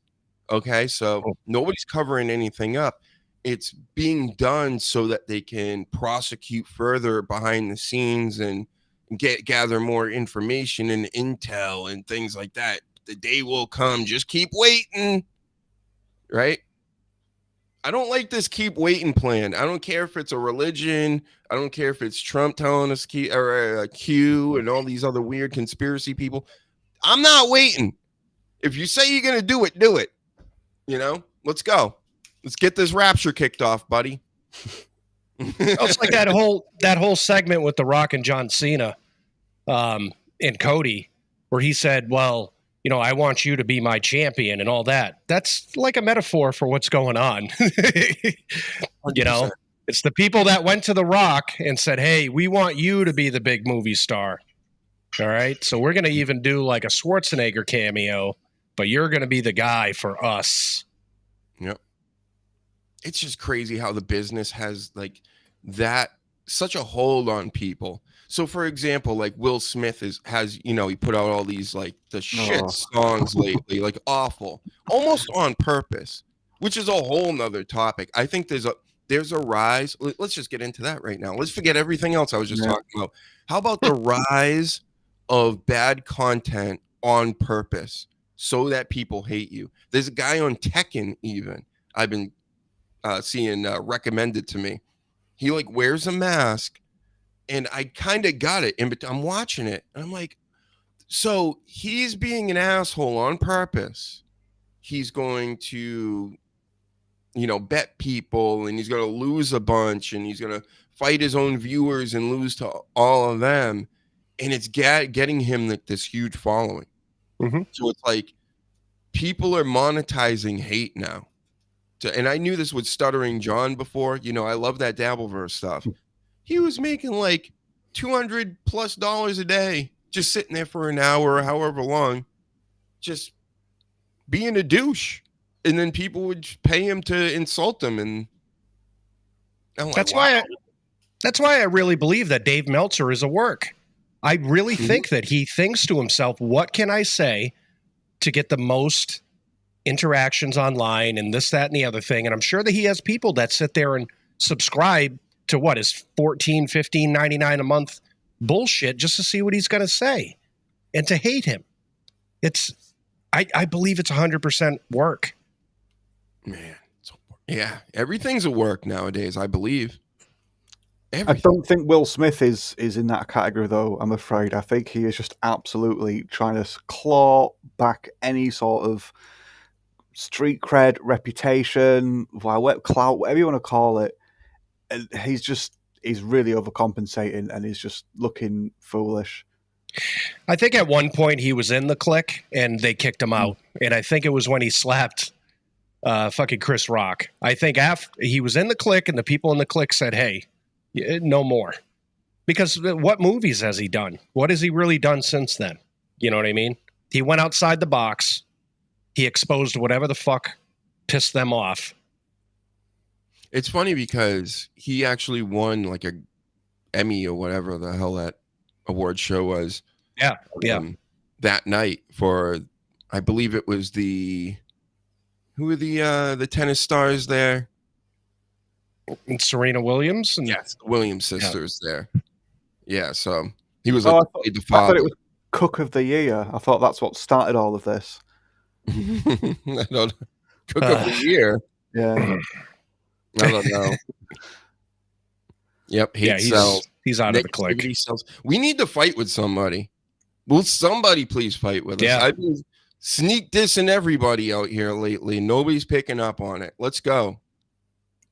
That's it. All anybody wants is drama. I need a new DJ Storms. That's what I need. Yeah. We're friends now, but I tried to get a few people on this week, and just nobody wants to come on. Nobody wants to do any of this anymore, Sleaze. We're done with this, I guess. Like, we got Justin on that one time too, and where's he been? Busy being a father. We got a father here, right here. See? Yeah, he can still do it. Yeah, my baby's been crying for like an hour and 30 now. Yeah, I'm he lets his baby cry while he does this for hours on end. He's in a soundproof gerbil ball. He's fine.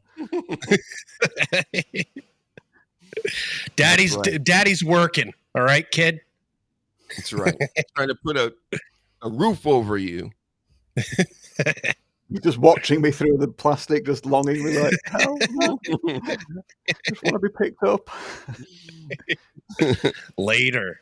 All right. Well, we got a couple more matches still on AEW. We're never going to get through this. We still have other things to talk about in this wrestling world, but and in the regular world. But I had to vent that one. We had to talk about how ridiculous and insane it was. Got to just say it. Donald Trump is telling us the whole Epstein thing is, who gives a crap about that? Like, we've gotten to that point in 2025. Think about all the events that went on before this, that they're like, yeah, don't worry about it.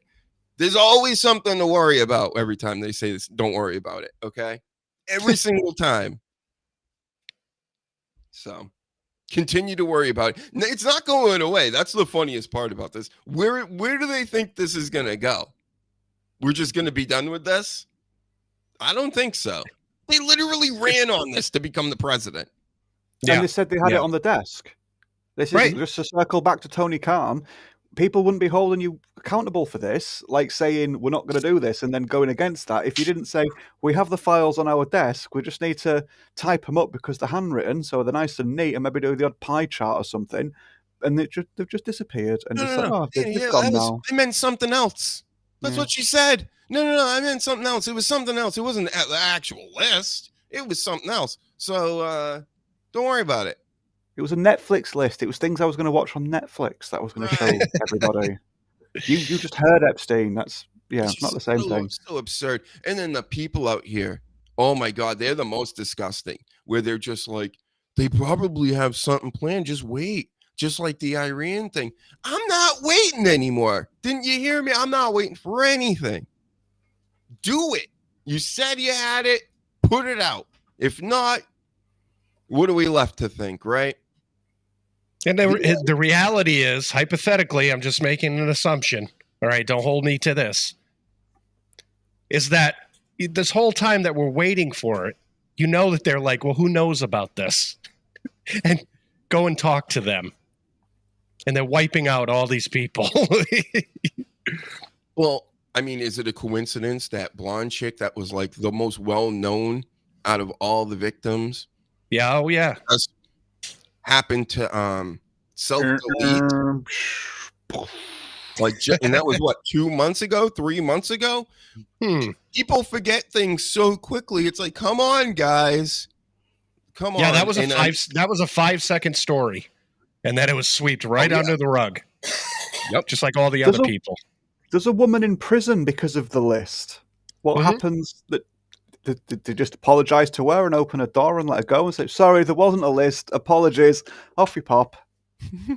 I'm surprised she's still alive. They're probably all sitting on a beach right now. Yeah. To be honest. I mean, I don't believe Epstein's dead at all. I don't believe any of that. Nope. Hypothetically, in a boxing ring. I used to.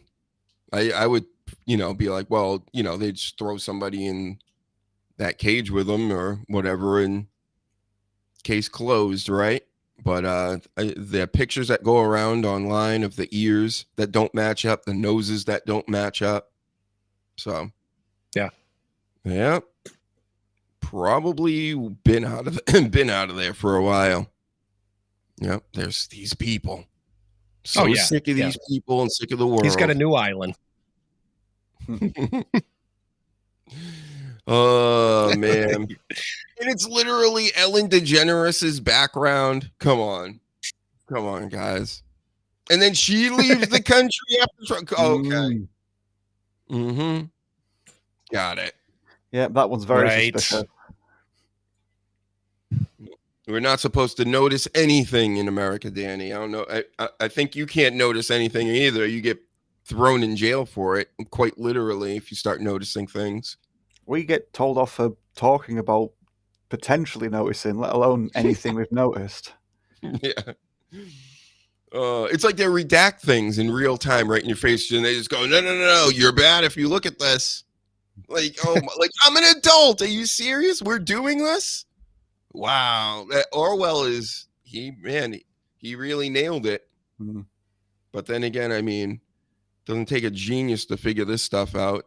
They've been doing it for thousands of years, it seems like. But anyway, I think I learned everybody enough with all this right out in the chat.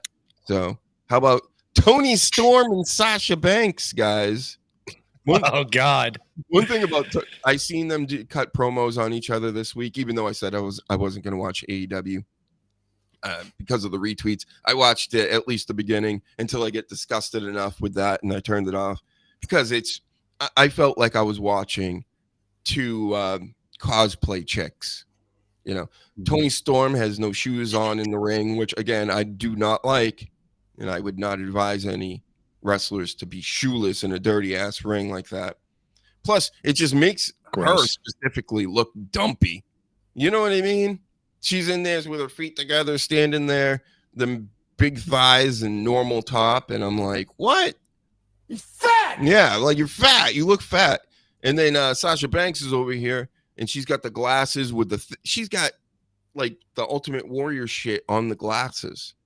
It's all over it, and yeah, I'm the best, and yeah, you know, and then they show all the titles behind her, and Toni Storm, you know, with the chin out and everything. I'm just like, I don't know if I like this. Like, it was cute at first from both of them, kind of, but after months and months and months of this, of you know, eat shit, bitch, and all like the acting, it's cringe. It's cringe, and it's another reason why I can't really get involved with AEW. I like goofy stuff.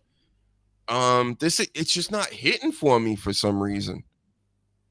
It feels more like promotion for their Instagram, OnlyFans, Facebook, whatever fan site, rather than a promotion for the feud, for the match, or for the promotion that they're in. And that's sadly just like a lot of women's wrestling, especially on the indie, which I do get to a degree, because you've got to like build your brand before you get recognized. But when it's, I think, quite bluntly sexual in nature, which both of these two and others are guilty of pushing, then it's just, it takes away from it. And it's like, is this a fight, or are they just cosplaying and advertising for their subscribers? And I like Toni Storm specifically. I don't know how she can look so good sometimes and so bad other times. That kind of upsets me. I guess she looks like a sack of potatoes out there when she's shoeless in the ring. And so that instantly put me off. And then the way she, you know, the gimmick. And I'm just like, you know what? I think I'm done with this. So my big thing with her is like when she'll, like you said, she'll have glimmers of like really good stuff, but then she'll be like, well, I'll punch you in the tits. And it's like, that's not even funny. What are you talking? I'm going to stick my hand up your vagina and pull out your ovaries. Yeah. What are we doing? Yeah, my yam bag. Oh, right, Toni? The classless Toni Storm, sleaze. Yeah. Come on. Yeah. And then Sasha Banks, who's been doing the same promo for like 15 years now. There's no progression in this lady's anything. The wrestling has been the same. The promos have been the same. The presentation gets worse because she came out with a cowboy hat the other night. And what are we doing? And it's just the whole voice and the belts that I guess apparently indies don't give a shit about that she's carrying around. So many belts. Cringe. Yeah, I don't like it. But she's Snoop Dogg's cousin, didn't you know? Right. Goodness. Right. Forgot about that. So that's happening tonight, guys. Toni Storm and Sasha Banks for the championship. One of her championships. I think probably her favorite, you know, because she gets paid the most by that championship. And of course, the last match, Moxley versus Hangman in a Texas death match. Are you guys not Adam Page fans either? What? No. You don't like his perm? No, it's the biggest, possibly the biggest fake tough guy in that company. It's just, he's just a ponce. He's just boring. He's deathly unbelievable. Mm-hmm. I agree. You're very unbelievable. The perm doesn't make it any better. I like that he permed it. My opinion's based on like pre that sort of time as well. So the perm afterwards is just like, that's that. CM Punk, I think, would beat the crap out of him, and CM Punk's like 0 for 2 in like legit fights on television. So, but yeah, I think Punk would just hammer the shit out of him. You know, we all know what happened with him. I agree with you guys again. It's the way Adam Page walks, the way he talks, like his whole mannerisms. It's a fake tough guy. It's him playing as a tough guy, right? And it just doesn't. Again, it's not believable, like the sleaze said. It looks ridiculous, and then they're going to put the strap on him probably tonight, right? Because they got to take it off Jason Voorhees. I mean, this is going on forever with this guy, you know? It needed to end a year ago, but they still continued. So I don't know if they're going to put the belt on Adam Page. It's terrible either way. But if they keep it on Moxley, you don't give a shit about your audience. People are actually laughing about it. Like if Mox keeps the title tonight because it's so ridiculous. This is like their big show, right? You got to take the title off Mox now with all the build up and everybody literally making promos about it, like Ospreay. Remember, like AEW sucks because you're the champion, right? Like, yeah, that is a part of the reason. That's right. Yam bags over here, Mac Diesel. Oh, the Classless Toni Storm tits. Oh, that's right. And this is how bad this company is. Coach just said that Dustin Rhodes is the new TNT champion. Eat shit, bitch. Oh, that's over, right? Wasn't Fletcher in that match? Yeah. Wait a second. Dustin is the new TNT champ. Oh. That's what I'm saying. That's how bad this company is. They made Dustin Rhodes the TNT champion when Kyle Fletcher was in that match. A 50-something-year-old guy that wrestles in ROH. Well, let me tell you this, Sleaze. There is news that Dustin who? Are we talking about the same guy here? Goldust, right? Dustin Rhodes. Yeah, Goldust. Yeah, Goldust. Let's just call him Goldust. Talking to somebody about AEW and him possibly leaving soon. He's like, oh, well, I was hoping to get a whole Sting go away and all this. Like, that's really the reason why I'm here still, and why it's like, something to that effect, where they were asking, like, what would you like out of this? And he's like, oh, it's been great and blah, blah, blah. And Tony's wonderful and this and that. But yeah, he wants the Sting go away. And I'm just like, bro, come on, get over yourself, man. That's Sting. I understand you've been around a long ass time, but most of that time was with Vince McMahon and as Goldust, which is what most people remember you. AEW is not going to be able to pull that off for you. I'm sure they'll do something nice for you, but you're not getting the Sting treatment. That's like 10 years from now, Grayson Waller, right? If he stayed in the same position now, saying, well, I want the John Cena treatment when I leave. Are you kidding me? But yeah, that's why he blocks me and Danny. We're not even being overly harsh or being trollish. He's just blocking everybody, I guess. Hey, don't you cross me, buddy. And then Cody used to do the same thing. He blocked me years ago, but then he came over to WWE and he's like, I don't block anymore. Actually, I found out by Jimmy Tops, great fan and listener. He listens to the audio version, I believe. He's like, he said something about Cody Rhodes blocking him online. And Cody actually replied to him when he was at AEW and goes, oh, I don't block anymore, buddy. Or something like that. Like, oh, okay. And then I went and checked and I wasn't blocked anymore. I'm like, wow. So I can continue to say that your wife shouldn't be 30 feet near a wrestling ring, because that's what did it. I know what does it. Right after that, I couldn't see any more of what you were up to. It was weird. But you know what? Guess what the WWE's done? They've kept her much further away than that. Thank you very much. Good job, Triple H. Oh, yeah. Congratulations. That's one good thing you've done. Because, I mean, anytime she's near that wrestling ring, ooh, makes me so mad. Same as Rhea Ripley with a microphone in her hand. Fuck out of here with that. Or Sasha Banks just being a wrestler. Yeah, doing promos like, you understand. And she just stands. Oh, my God, it stunk. And then Toni Storm hamming it up. Like she's on some fucking improv group. I'm like, oh, thank God. AEW, I couldn't do it. Not until I get those sweet, sweet retweets and shares. Those are coming quick. Eventually they're going to do it. When we get to like 20, then they're going to I'll get exactly 20 just to fuck me over and I'll have to watch it. I'm going to be like, was this worth it? I mean, for the gag of it.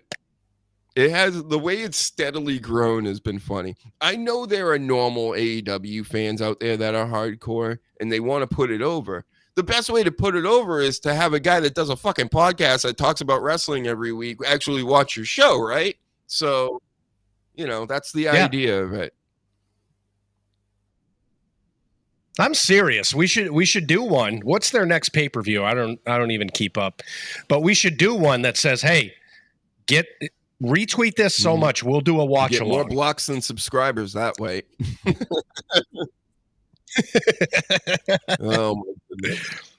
Because I believe the only way I'm going to enjoy AEW is if we do a watch along and I can say freely in the moment what I do not like and what I like. Because there'll be stuff that I like. I'm not going to totally shit on this company. We'll figure it out, but we'll do it. If that's what the people want, we're not asking you, okay? But we would rather do what you guys would want. So if you want something like that, let us know at all the socials. But you guys want to go? You guys want to go another hour? So well, you can leave anytime you want, but I'm probably going to go another hour or so. I got so many more notes. We just finally finished up the AEW stuff. But I need a drink. I need to drain the lizard and let the dog out and stuff. So, here, look at this.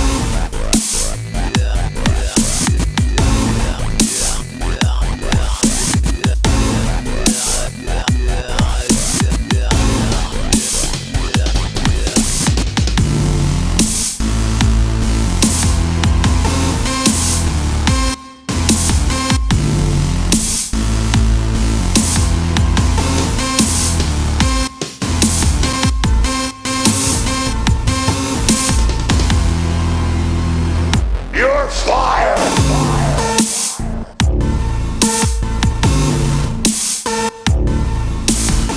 All right. Look at us. All back, all set. A little more than 5 minutes. Professionals. Draining the I haven't heard lizards. that in forever. Drain the lizard, dude. Yep. So, okay. What else we got to talk about? We just told you everything about All In. Everything you need to know. Oh my God, it's so hot in here. All 35 Hold on, matches. I gotta put my fan on. Discuss this. Let's talk about this next. I'll let you guys go first. Just look at this picture. You know what we're gonna talk about. Hold on. What are we talking about? Superman. I want to see this. Not much to talk about. Is he that disgusted? To balance it I out, don't then know. I will not go and see this. Oh, there we go. He's back. You're not watching this? Nope. No. Why not? Hashtag should have never gone live action. They've proven it now. Every time they bring out a new Superman or Batman or whatever, they're like, oh my God, so-and-so director, is he really going to capture the essence of it? And it's like, no, they can't, because they're trying to make something. They're making live action from comics and that, and it's just, yeah. You've got a toaster, you've got a bit of steak. They don't go together, don't try it, but look what they do. They keep trying it every time, and they put the steak in the toaster and they turn it on, and it's never the same. That just doesn't look like Superman because it's live action. It's supposed to be a comic, and it's supposed to look a certain way, and this just puts all the actors and the writers and the directors over. I use the quotation marks with writers because comic books are essentially a storyboard, and they always end up changing something because they think they know fucking best. Whether it's a video game, whether it's a TV show, manga, whatever, it's just, they can't help themselves, and they should have just stopped this a long time ago. It was cute when we got like the first X-Men and the Punisher and Constantine, where you could just get like a little sample of each of these comic book franchises, but they've shown they can't be trusted with them now, and it's just ridiculous. Check out my pinned tweet for 8 seconds of just something you can say every time this shit comes around. Well, I'm going to be 47 years old, and I've seen so many renditions of Superman. You know what I mean? It's like I've been there since Christopher Reeves, and yeah, they're beating a dead horse. I'm going to see it. I'm not going to lie and say I'm not going to see it. But it's like how many Supermen do we need? We just had one that started 10 years ago, you know. Now we're doing it again. I'm not even like a huge Superman guy. I got some Superman comics. Compared to the rest of the characters I have, it's very small. But you know, he's always been super overpowered. I guess that's the point, right? But yeah, I'm not mad at it. I actually I always wanted comic book movies when I was a kid. I would have the comics. I would see there were movies being made, like science fiction and all this. I'm like, why can't they just do it? You know what I mean? Like, just come on. And every time they did it, it would be the shits. And then finally, except the Punisher with Dolph Lundgren, that was pretty badass. I don't care how ridiculous it was. Yeah, that was good. As a kid, especially, I was like, this is friggin' badass. So, do you guys remember any of them older ones like Captain America? The old-fashioned Batman with Adam West. Brilliant. It doesn't have to be Tim Burton. It doesn't have to be whatever the modern guy is, where it's like, let's make it as dark and evil and grotesque and needlessly violent and moody as possible. And it's just like what they did originally was just, it was really good. And I'm not being like, only the old stuff is good, because that's not always the case, but they can't help changing stuff. And the longer this goes on, the longer they just like, you forget what was originally there. And in the comic book shop that I frequent, there's one of the guys was going through all the different Superman comics, and I'd said last week about there being too many different alternative covers for comic books, and Reezy had said there's just too many comics in general, spin-offs, and there's like 10 different ones for Superman, if not more, as well as like normal Superman. There's like the Ultimate Superman, Amazing Superman, and the one with the dogs, and it just goes on, and it's like, this is just overdone, and it's just. Yeah, they did it with Batman too. Batman has like 20 different books. Yeah, and there's a Batman universe now, isn't there? So like Two-Face has got his own series, and everyone has now. The worst thing in comics, in my opinion, well, obviously the worst thing. I mean, it has to be like the actual writing and art in some of these books. But let's just say it's all good or whatever. Like the absolute worst thing the comic like business can do is make 6 issues of something and then make another 5 or 6 issues of something and call it a number one again. The rash of number ones. Everything's a fucking number one out here, and it stinks. And then you try to look it up and go, oh, I got such and such number one. No, you don't. There's like 50 number ones. And they all have 8 different commemorative fucking alternative covers. And it's like, well, you were going to do that for 1, 2, 3, 4, and 5 anyway. So why do you have to be like, we need more number ones so we can do special editions of them? It's like you do special editions of everything. Every video game that comes out, there's a special edition of it. That's like twice the price. Same with films, and it's just like, it's just overdone. And some people have the money to just burn, yes, but not everybody. And we shouldn't have to just for very little in reward.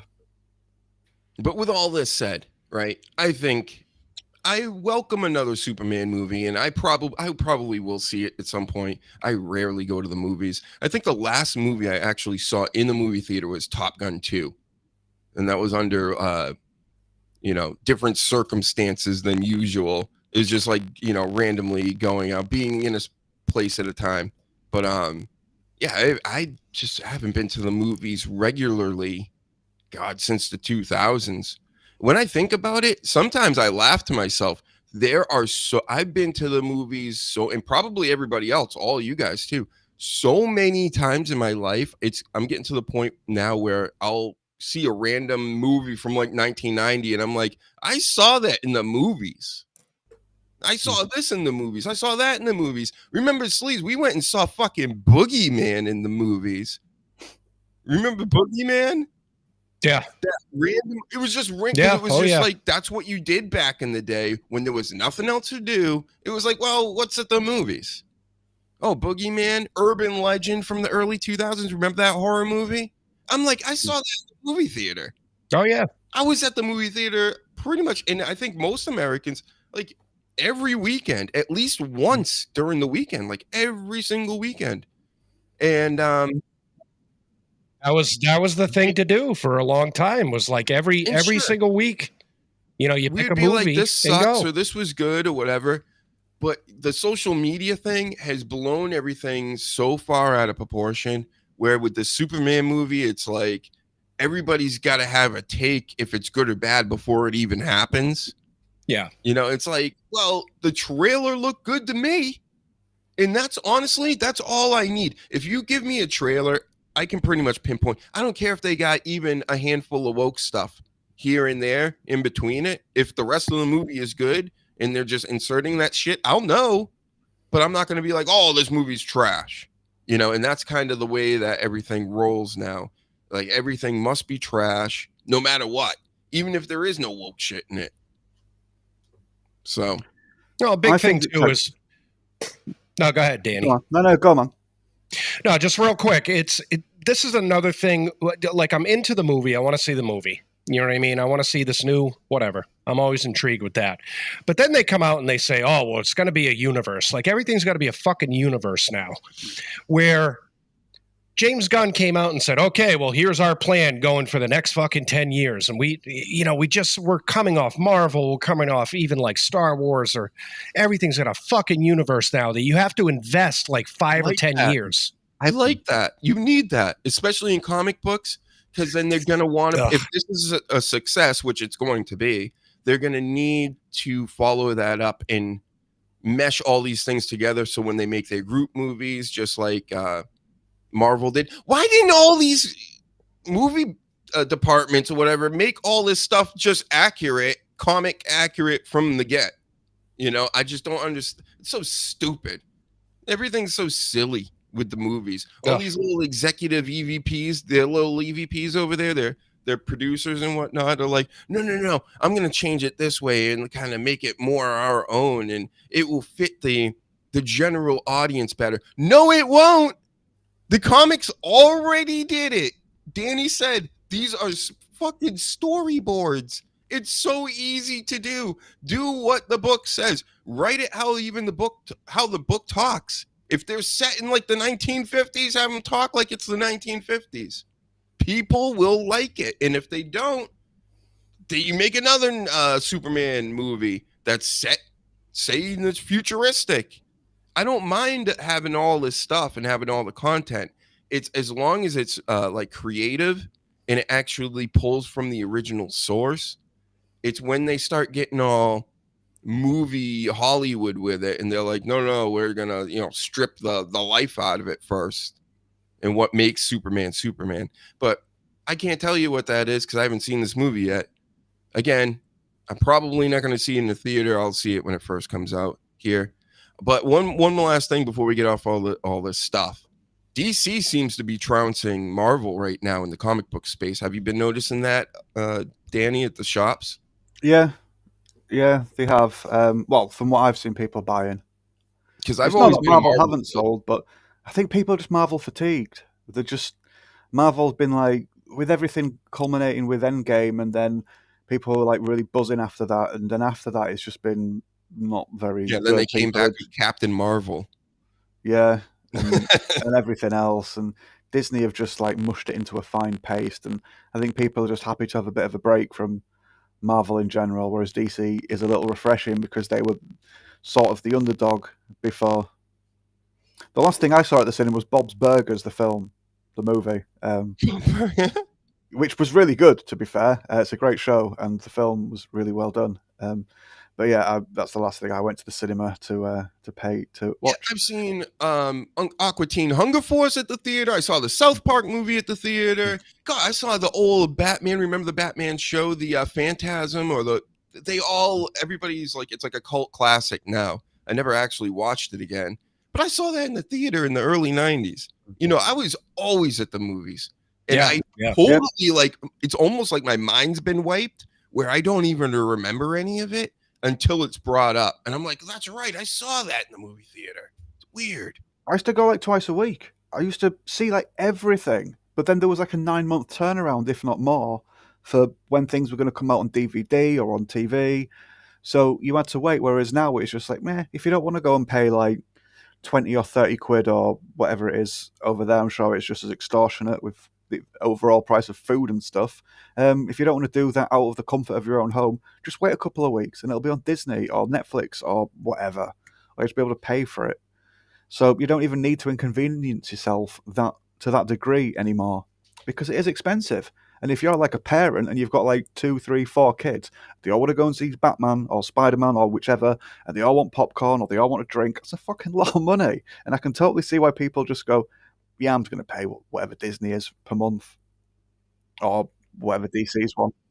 Well, that's the thing too. Is like the turnaround is so quick. I looked online to see if like Superman for some reason was streaming somewhere, and they said, well, it's going to come eventually on Max because it's a Warner Brothers thing, and they said expect like 2 or 3 months. Where back in the day, it'd be 6 months to a year before you got it on VHS or DVD or Blu-ray. You know, and you got these 5K TVs and surround sound systems that sometimes are better than the actual quality of the movie theater. So I hate people. So am I going to go hang out with a bunch of fucking people that are going to make noise and all this other shit and pay, $80 to go to the movies, or just wait 2 months for it to come on Max or Disney? I think I've been thinking about it literally for a week. It's just been sitting in my head. Every once in a while, I'm like, you know what? I need to collect VHSs and DVDs again, and now that they're like kind of cheap all over again. There's dips, it'll get high for a bit and gets real low. Well, it feels like there's a low going on, but everybody knows what's going on. We spoke about it talking about the video games. We don't own anything. I want to own this stuff. So I think I'm just going to start getting DVDs, CDs, cassettes, and VHSs and albums all over again. I already have it. I got a VCR. I got a DVD player. I mean, I might as well use it. I would rather not pay these streaming companies. I know I don't own it, and it just makes me sick when I think about it. Yep. I never stopped. I've got collections around me. A big thing. Yeah, it's a big thing I'm into. I ain't paying for stuff that I don't get to keep. Sorry. A big thing is, especially in like the horror genre right now, is like owning VHS. Like even for like older movies and newer movies too. Like a big thing is like, especially with young kids, because I follow a lot of people and people follow me on X that are into the horror genre, and a big thing is VHS now. It's been out there. People have known about the physical media stuff, and certain people have been into it. But I think right now is the time, if you're a buyer, if you're somebody that doesn't have a lot of this stuff and you would like to get it on the cheap, because it did spike, especially everything spiked during COVID. But ever since, it's all coming right back to normal. And I'm telling you, we do not want to live in this AI Netflix subscription future. It stinks. And I'm paying a subscription for Netflix. Again, I'm only doing this for the wrestling, in part for the show. And then also, I still see commercials. Really? So, nope. Filthy bastards. Yep. I already shot a little film of the background here. If anybody wants to take a closer look at that, I'll put that up at some point this week. And then I'll do the other side of the room.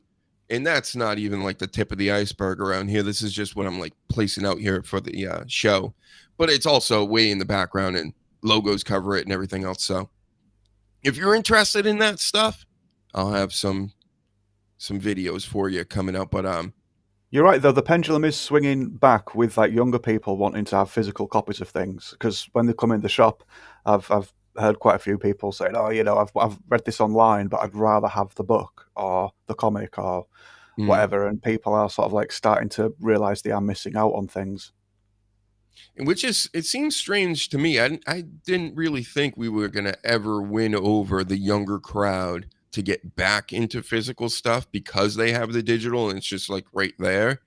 And when you grow up like that, I didn't think that they would actually want the physicals. But you know what? I maybe it's just a thing that was never ever really going to go away in the first place. Because when it boils down to it, you don't own anything.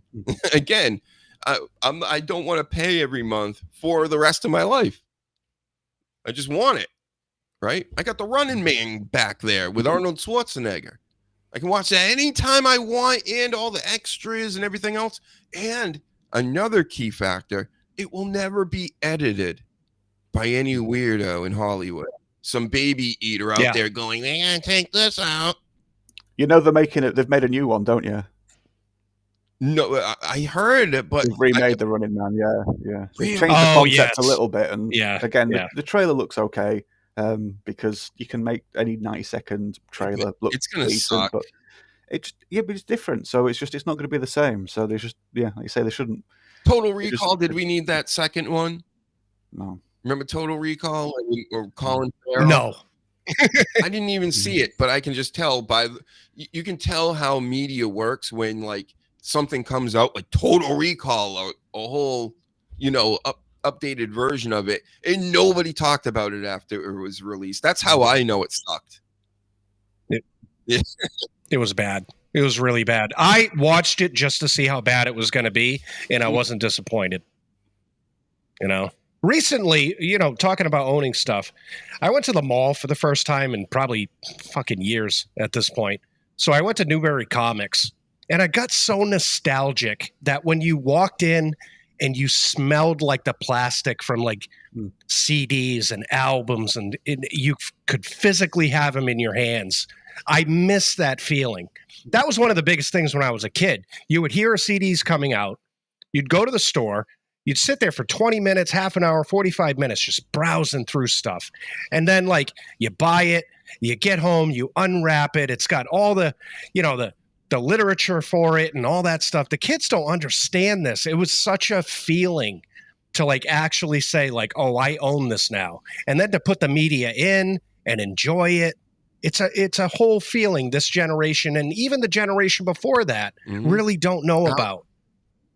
And it's good that they're actually getting back into that. It's a wonderful, wonderful feeling. It's not surprising with how well vinyl still is loved by people, even though vinyl was technologically outdated a long, long time ago now. But people just can't let go of it, whether it's because the sound is specifically vinyl oriented, vinyl only, that hiss and everything, or they just like holding the thing and just the whole process and the ritual of putting it down, putting the needle on, and people like these things. And I'm not surprised that eventually younger people who don't have physical copies of things are just like, what am I missing? And now once they do, the mind's just going to blow and be like, yeah, I need more of this, and more sort of like tactile interaction.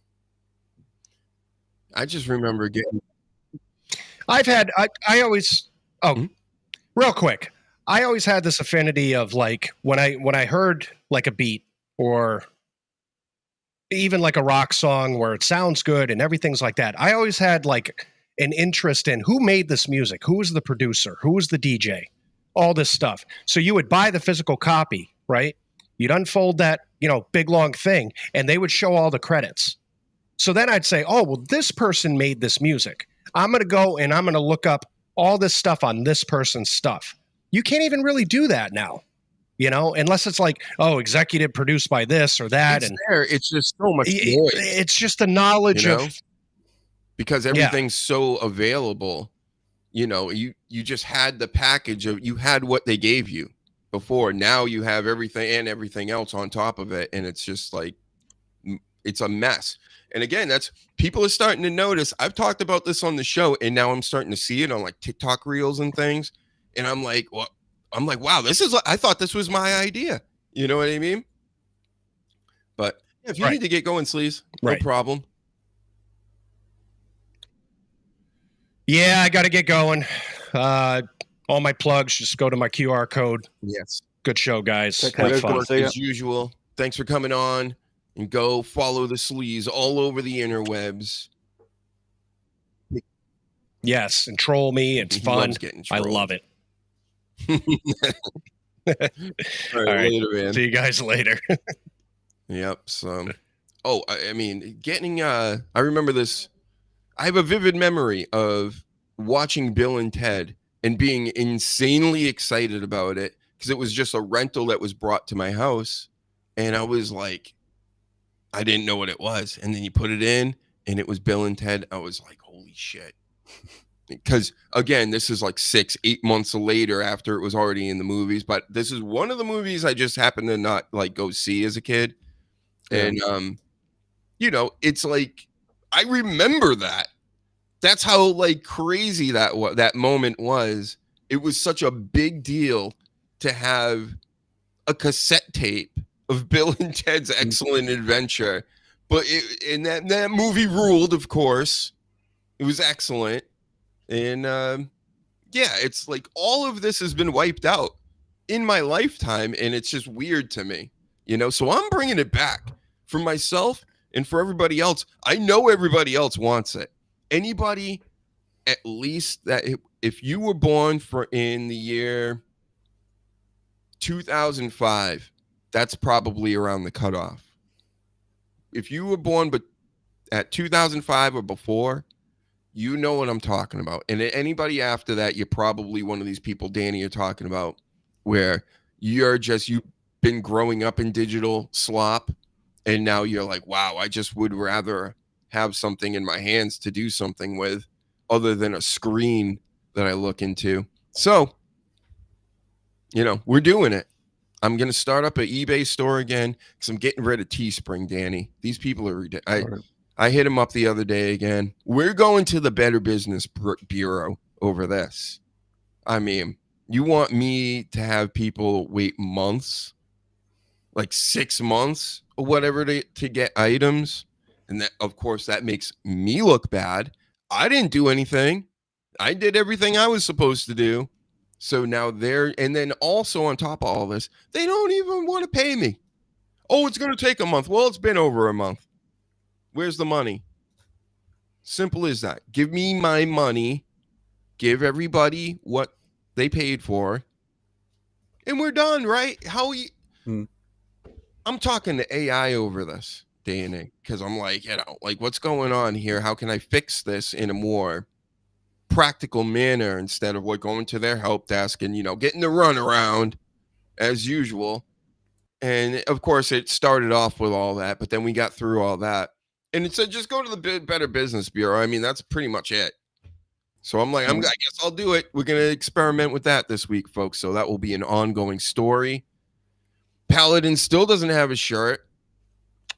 I can't say they're the best, but the only one that I've used, but I use Redbubble and I haven't had a problem with them, but I have heard other people who have had issues, maybe not with payment or anything, but just because you can choose so many different things to put your designs on.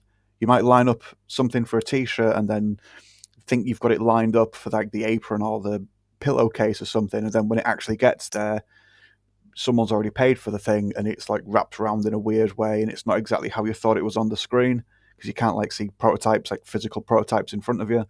But I don't know if it's worth looking into Redbubble, but I know what I'm doing. I have an eBay account. I have actually sold on there before in the past.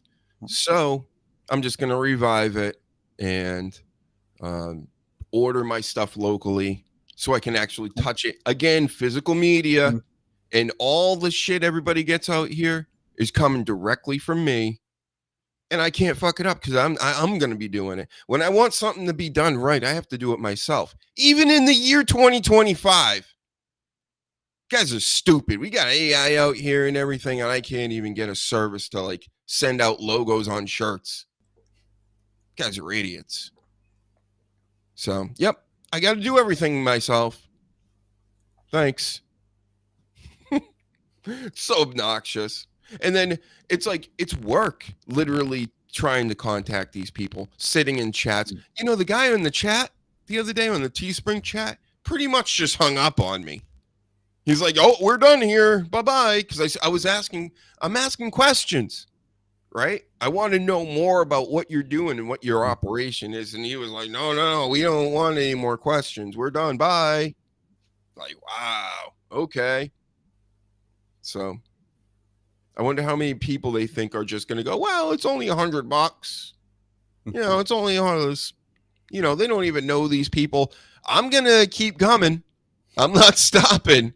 So you might as well get the printing going. Turn the printing machine on, guys. Because when I get bitter and angry, I kind of turn into a pit bull. I'm not going to let go.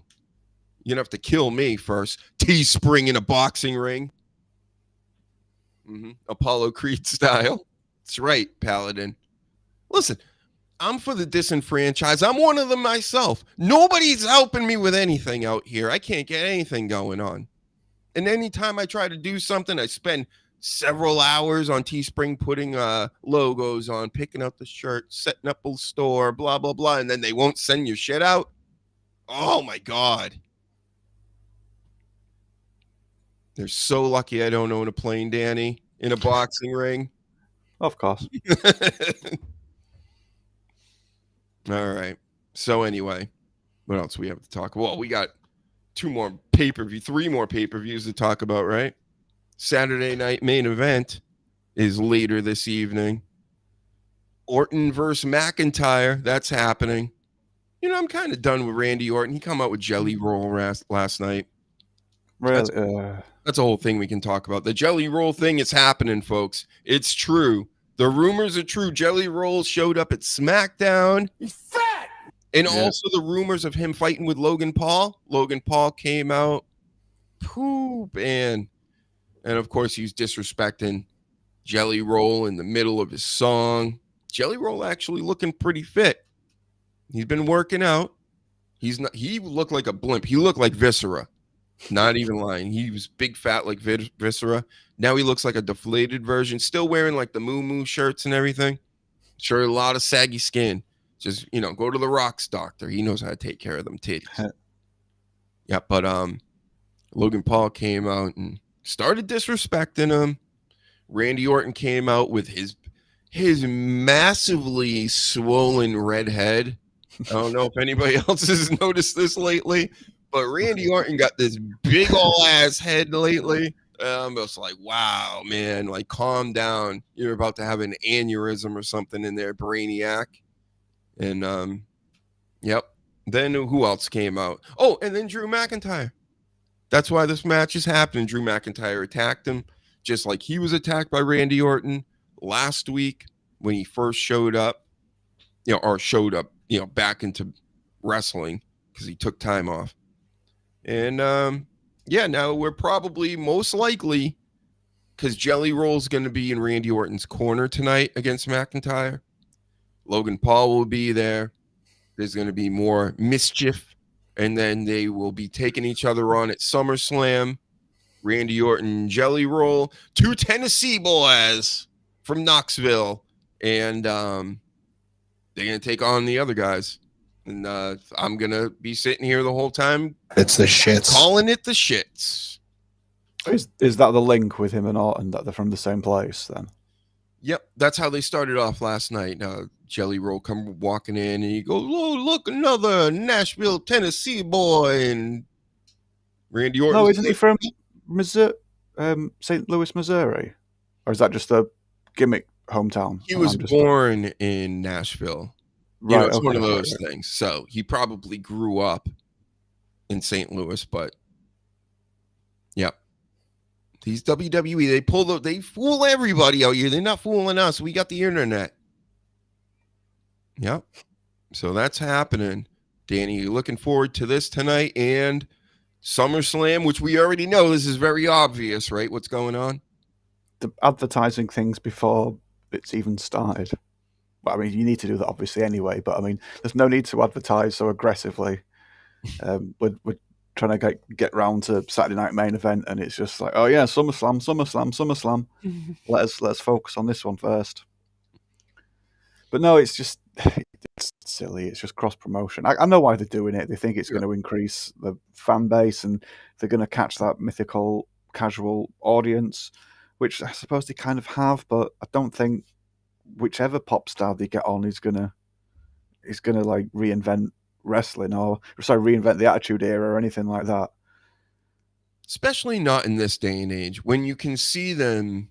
Like, you could just turn on Instagram while you got the show on and boom, Jelly Roll's right there.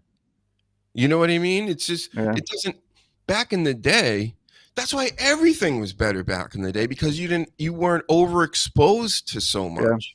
Yeah. It was like, wow, Lawrence Taylor is going to fight in WCW, or Dennis Rodman or some other sports star or whatever. And that wouldn't even that made more sense, because you're like, these guys are athletes. They could be badasses. You know what I mean? You don't know. And they were characters in their own right, because they were in an athletic game where it kind of like, people stand out for that type of thing, being faces and heels, even in, pro sports. But as a musician, it's kind of just like, aren't you Cyndi Lauper then? Aren't you? Why are you in the ring? And I get it. Bad Bunny can do the flippy wrestling and stuff like that. But am I supposed to believe that Bad Bunny's going to beat anybody up? I don't. And I still don't. So I think that's why Andy Kaufman was genius, because for that reason, where it's like, well, he doesn't actually have to legitimately convince anybody. Sorry, he doesn't have to convince anybody that he could legitimately beat up one of these athletes when he's just getting women in the ring, rolling them up, and pinning them, and being like, yeah. But also, like you say, because of the availability, if you wanted to see Andy Kaufman goofing around and being silly, there was a limited number of places to see him do that. The fact that he got onto wrestling was a bit special, so it was like, oh, this is actually special, and he's adding to the show. He added big time to the show, not just promoting himself. Whereas everyone that comes in to WWE, it just from the beginning is just like, you're here advertising yourself. That's what you're here for, and now everybody has to make space and exceptions for you not being, fully committed to this, or just seeing it as a quick little promotional tool. I was kind of hoping I was going to be at Evolution tonight, taking on somebody. I was going to pull out the sweatpants. You know what we do in the sweatpants, Danny, right? We go to the strip clubs. Right. That's right. I was going to say sweat, but yeah.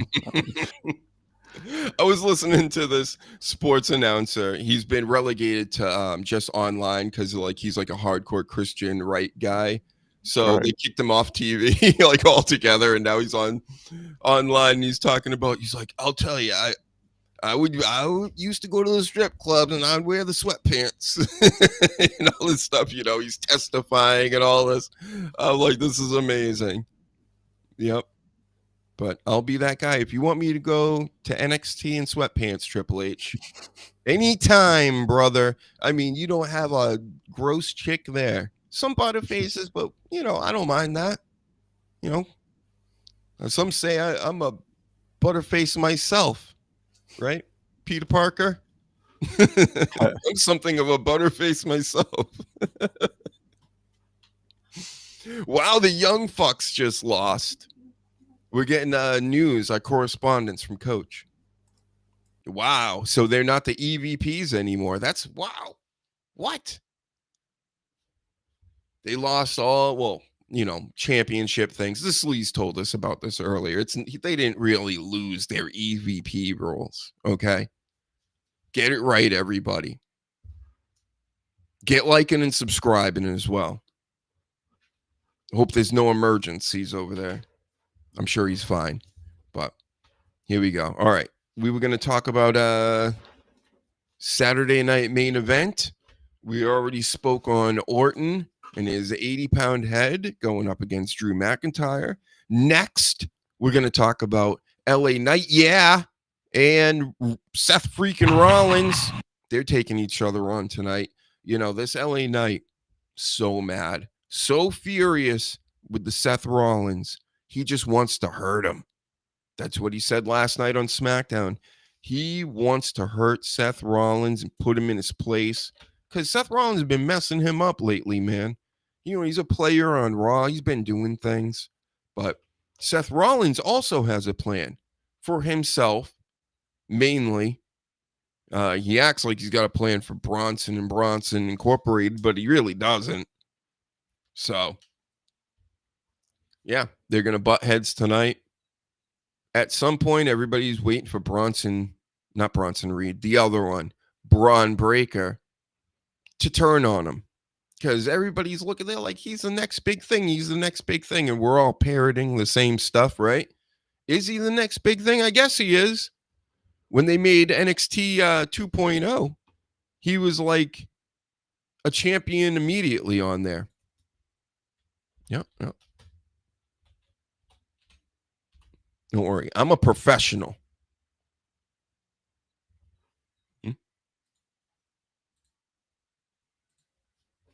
All right. I got LA Knight shirt on. It should be a good match. It should be.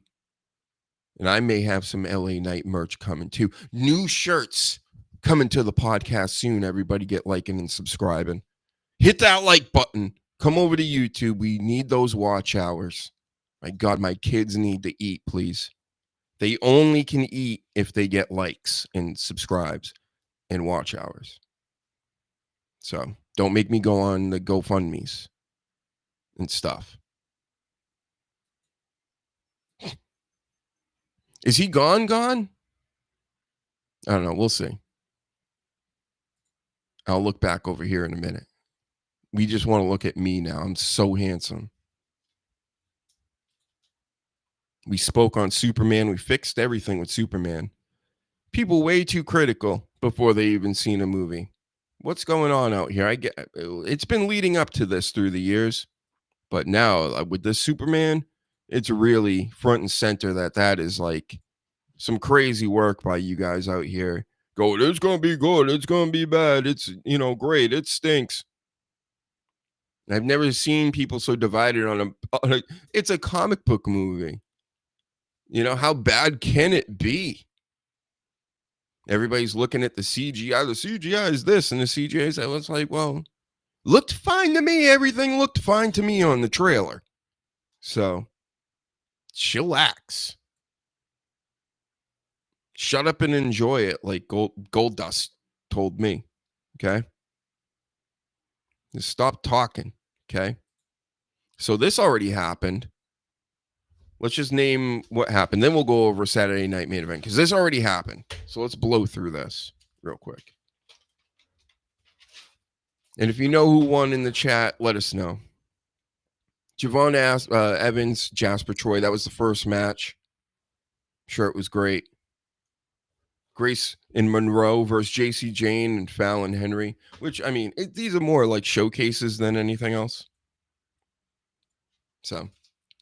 All right, and go follow Danny Damage.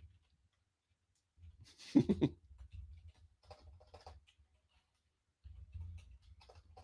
typing to him. All right, we're going solo for the rest of this. Unless Karrion Kross would like to join me, or Drew McIntyre, who I sent invites to a few weeks back. You never know. One of these days. So what else happened? I mean, I don't know. Did anything happen in this show? You guys better tell me. Anyway, back to Saturday night main event. Who cares about this? Great American Bash already happened. I kind of watched some of it with yous. But, when I have multiple guests. If I have one guest, I can do a watch along and they can watch and whatever. More than one, we can't do that.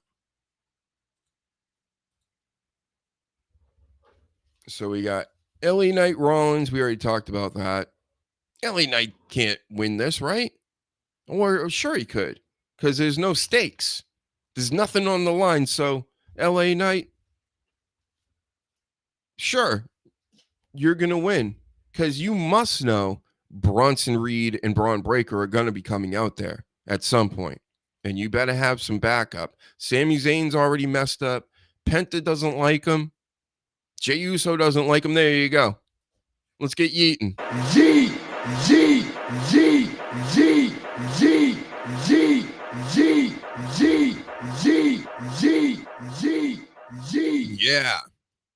Yeah. Those are just substituting for the yeahs for now until I load them back into the sampler. Then we got Jimmy Uso. No yeet. No yeet. No, he's yeet. G.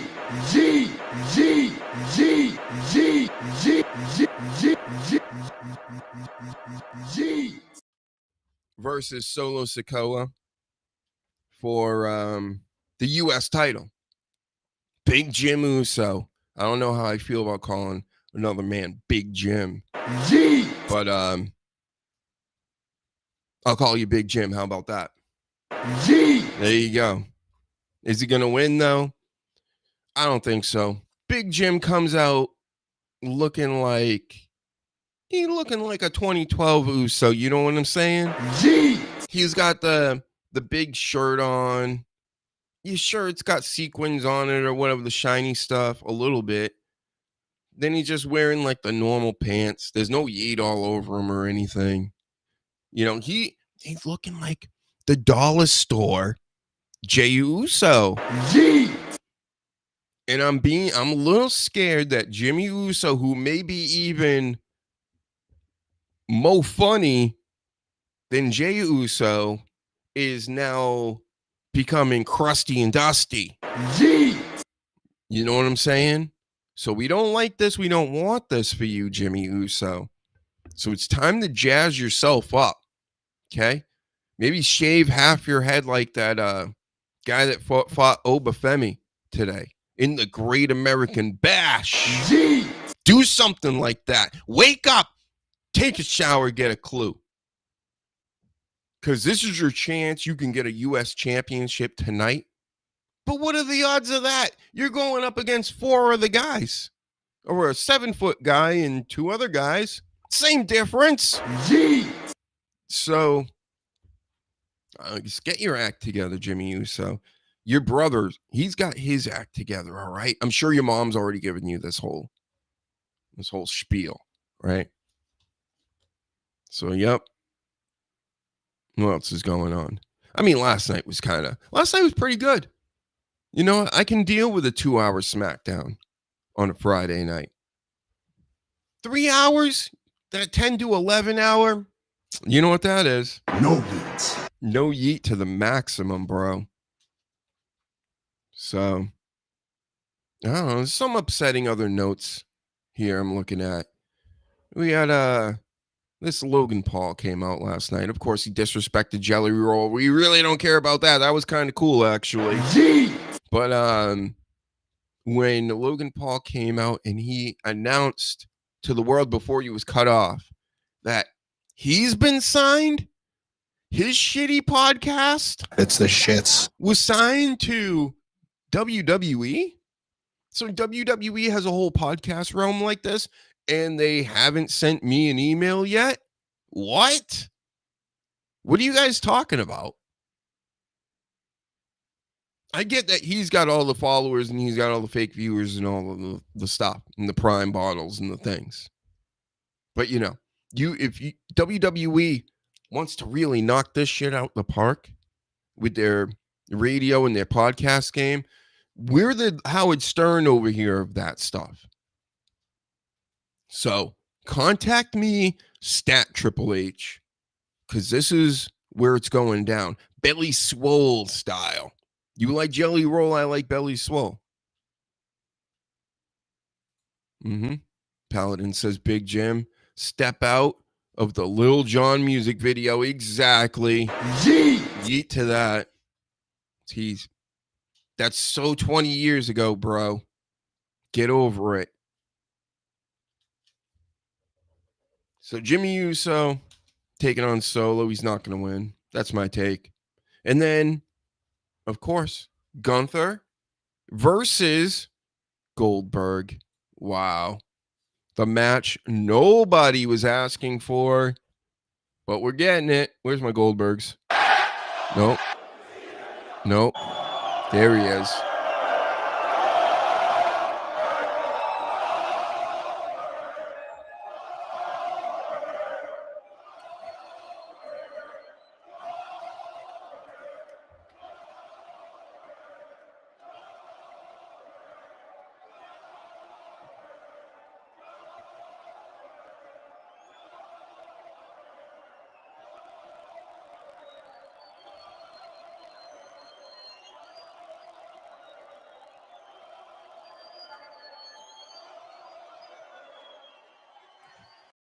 Yeah, so Goldberg is going to come out. It's mainly going to be that. It's mainly going to be the entrance. Hopefully he doesn't bash his brains against a locker like he usually does. So he has his senses about him when he comes out there. The Sleaze was telling me before, and I'm sure he'll tell you next week that he told you so, because he told me before we even did this show that he thinks Goldberg could win this thing. And that would be, whoo boy. it's the shits. That would be crazy. That would be crazy. To have Gunther beat Jey Uso to then lose the strap to Goldberg would make 0.00 sense. It wouldn't make any sense at all. And if it doesn't make dollars, it doesn't make sense, right?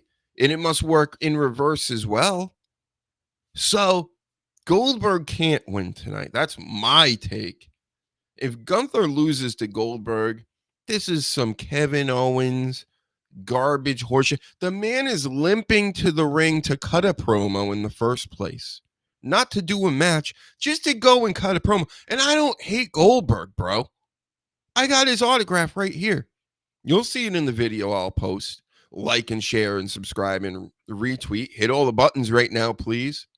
Maybe you'll actually see that video someday. But, I mean, I'm not just a hater. Once again, I don't hate AEW. I don't hate Goldberg. I hate the way the business tries to tell me, make me feel like I'm an idiot. I'm not an idiot, okay? This is all bad for business, Philly sports pride. I don't see how this is great for business or good for business. So what would be good for business is what? We're going to get a 4-minute match of Gunther beating up Goldberg and slapping him around, and Goldberg does 2 moves, and then we go home? What? Yeet. What? No yeet. No yeet. Exactly. Always agree with me, Usos. So, yeah. I've never understood why they were doing that. I saw it coming a million miles away, as so did many of you out here. You know, when they brought him back and had Gunther talking smack to him and his son on the outside. And then he went to college football, Goldberg, talking about it on the pre-show to the last season of college football. Now we're here. Goldberg managed to live long enough to get to this match. Now we're here with Gunther. And I'm telling you, if Gunther loses to Sami Zayn, Cody Rhodes, Jey Uso, and Goldberg in the matter of a year, you know what that is. It's the shits. Totally 100% unfiltered shits. That's what that's going to be. So cut it out. Don't do it. Stop it. Stop it, WWE. Because you think that's going to make everybody feel good and make them want to watch lady wrestling all day tomorrow? You think Goldberg at the end of this long day? Because I'm sure your show's going to run over AEW. I see what you're doing over there. So petty, so ridiculous. We didn't need all this in this. Has this weekend been known for wrestling ever? Am I new here? Huh? Philly Sports Pride says, hopefully 30-second match. Start the show with it. You know what I'm saying? Laugh my ass off. Hopefully. He was gassed when he was talking to Gunther in the ring. He walked down the ring. He came in his cool sports car. You know, that whole thing WWE does. Then he gets out. He's all mad. And he walks down to the ring, gets in Gunther's face, cuts a promo, and he was fucking gassed. Paladin says, I'm not a fan of Goldberg, but I don't hate him either. I do like his finisher. When it's done right, when it's done wrong, it can go real wrong. You know, you got a man upside down. You don't want to drop him on his head, do you, Goldberg? You almost did that with the Undertaker. You almost... How ironic is this? You almost killed the Undertaker. I love you. No, you're not the Undertaker. There he is. In peace. Undertaker almost rest in peace in himself. On his own head? On my own head? Drop me on my own head? Holy shit.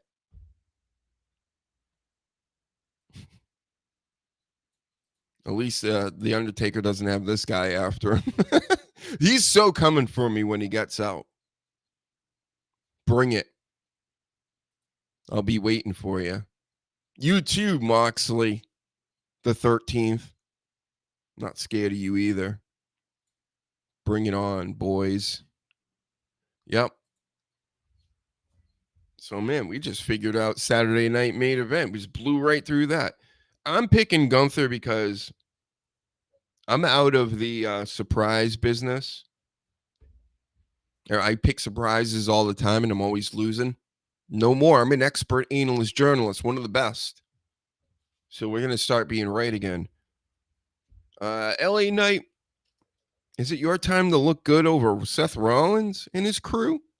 That would be a real bad look for Seth Rollins when he already has a couple guys on his team. This happened to him already a couple weeks ago over and over again. LA Knight. And Orton McIntyre. McIntyre's been looking like such a bitch. McIntyre. Jimmy and Solo. Again, Solo. Come on. Do we even have to look at that? Psh. Of course, Jacob Fat 2 is going to come back. But why would you have Jimmy win the U.S. Championship? Jacob Fat 2 and 3 come back to help him, say. And then Jimmy is going to have the U.S. strap and Jacob Fat 2 won't? No yeet. No yeet. Packed house tonight, coach says. AEW. No tarps? They didn't lay the tarps. It's all about the tarps and how you lay them. That's what I heard.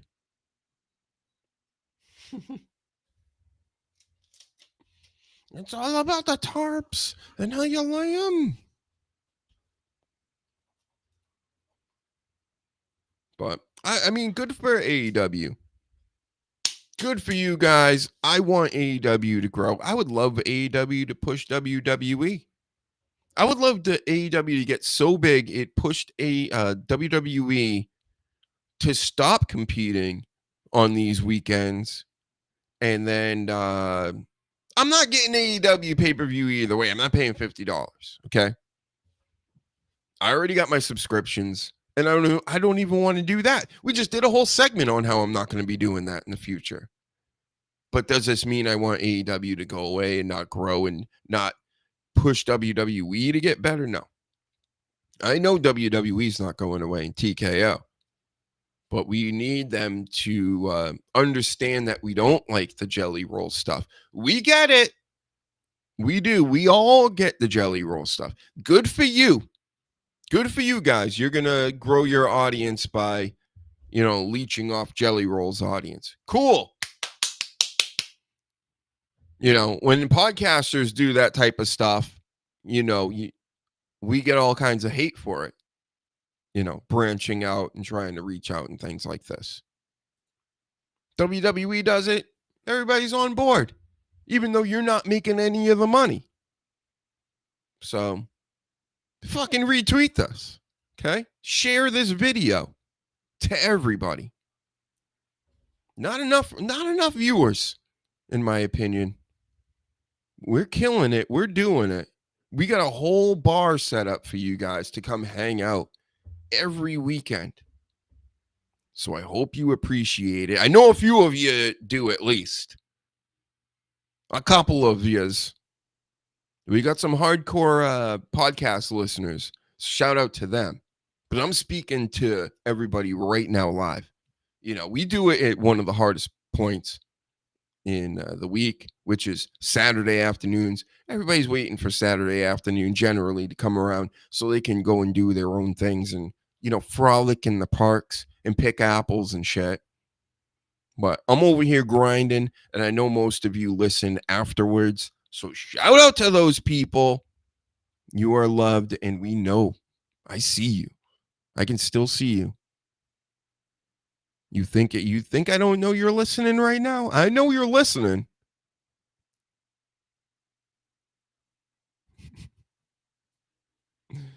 All right, what else we got? There is more. Believe it or not, there's more. But wait. All right, there's more. Let's check this out for a second, because I know there's pictures or videos here I want to show you. Hopefully we can get my giggles up again with that Shotzi video. I love this video so much. I just beat Matt Cardona, and I'm now your new, your only, your real indie god. There you go. You heard it here, folks. You know that she's your indie god. But what else was there? Hold on, get off my screen, lady.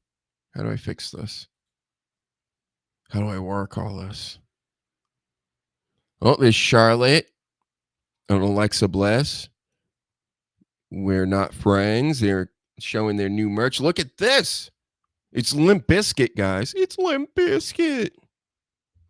Fred Durst was at the show last night. Refuses to put the soy sauce on his beard and on his head. See, he's being real with it, boys. That's why I allow him to wear his hat like that. Because when you're bald, it's okay to wear hats. We just don't want you to act like you're not bald, not wear hats, and have all that side hair like Paul Heyman. That's the shits. It's the shits. That's stupid. Why would you want to look like an accountant? I know why Paul Heyman does, but, you know, when you're Limp Bizkit, you can't do that. So shout out to Limp Bizkit. I've been down since the counterfeit days. That's right. The MFTs, right? Is that what he calls his family? The MFTs, the My Family Trees. And this is what Jelly Roll needs to do, to be honest. I did post this. If Jelly Roll's big ass ain't doing this to Logan Paul, then we don't need him. And we won't need you, Jelly Roll. Get humping Logan Paul. He messed up all your equipment. So he definitely deserves this, and he deserves this. That style. What else does he deserve? He deserves this style, definitely. The old around the neck deal where Viscera's on top of it. Looks like Maven. He's raw dogging him. Raw dogged. Yep. I feel the same way, Priest. Priest staring at me like, how dare you show this online? And how about this, folks? So there's a show called King's Court on Bravo Network, which is, I don't know if you guys know this, but I do, because I'm not gay no more. Nope, not no more. But when I would watch Bravo because I knew it was the gay network. So Titus O'Neil, I don't know who these other brothers are over here, but I know Titus O'Neil's in this show, and they're stealing my ideas again, guys. Remember, I wanted to do a dating show. This is a dating show. So Titus O'Neil is a single man and all this stuff, or what have you, and he's going to be out dating broads, and you don't have me producing it? They want to do this, you know, all classy style, right? No. That wasn't the idea. You just took my idea and you're trying to like glam it up. This isn't glamorous stuff. These dating shows. You stupid idiots. You need to hire Dr. Huge. You need to subscribe and share and retweet. And then you got to get me to put you over with your King's Court. The Enzo Amore Big Cows one would have been 1,000 times. This is going to be, I'll check it out. I will watch it. I'll give one episode a chance to just see how you're doing it. I'm sure it's not going to be good, though. So anyway, stop stealing my ideas, Triple H. And for anybody that doesn't understand, they go, you're stupid. You think Triple H runs everything and blah, blah, blah. Welcome to the show. Okay? Yeah. I'm not listing the names of all these people and all these people nobody's ever heard of, you know, every week and every night that I do the show. I'm just going to tell you, I'm blaming Triple H for everything. That's it. Get it? Look at this. The Wyatt Six won the tag belts last night. I was amazed. Many others were amazed out here. Took them straps right off the Street Profits. Street Profits, you know what you were with those straps. I'm not gay. What? It's the shits. Yeah, it was that. It was the shits. I mean, the SmackDown titles, the title scene And the tag scene has been great lately. You know, a lot of good stuff coming from that. But you guys as the champs, doesn't really matter who's the champs. It matters that the White Six are the champs right now because they're back and they're being made to be hot and things right now. Makes sense to me. So I didn't see anybody really upset with it. Not even on the race factor, right? Which usually you would see one or two people go, oh, how dare they take belts off of black people or whatever. Not even one of those last night. So the White Six, you guys got that tag scene on lockdown. Congratulations. Look at this is all the WWE stalkers. That's how they watch SmackDown. They go outside of their place and they take pictures of SmackDown of the ladies they like on the screen. Get it? Seth Rollins gets it. Always there to back me up. No, look at it. Look at him go again. Jelly roll. That's what we want. Jelly roll and Logan Paul. Belly on belly or belly on back. Oh my goodness. And look at this. What a great meme. That's us. If you didn't know. I love that Danny Dave. If only the sleaze had a hat on that day. And shout out to William Robinson in the house.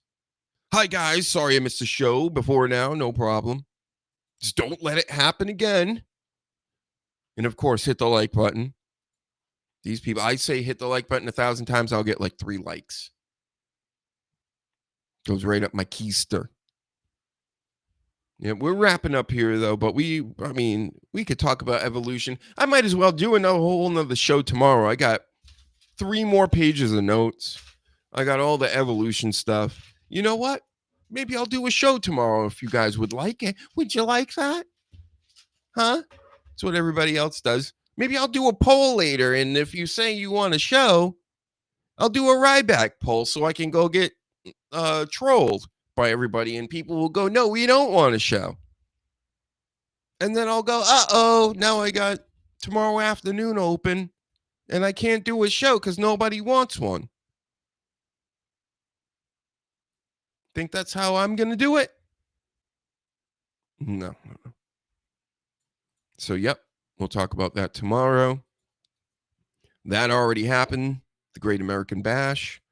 And Saturday night main event, I got to get my sandwiches ready for Saturday night main event. This has been a long-ass show. 3 hours.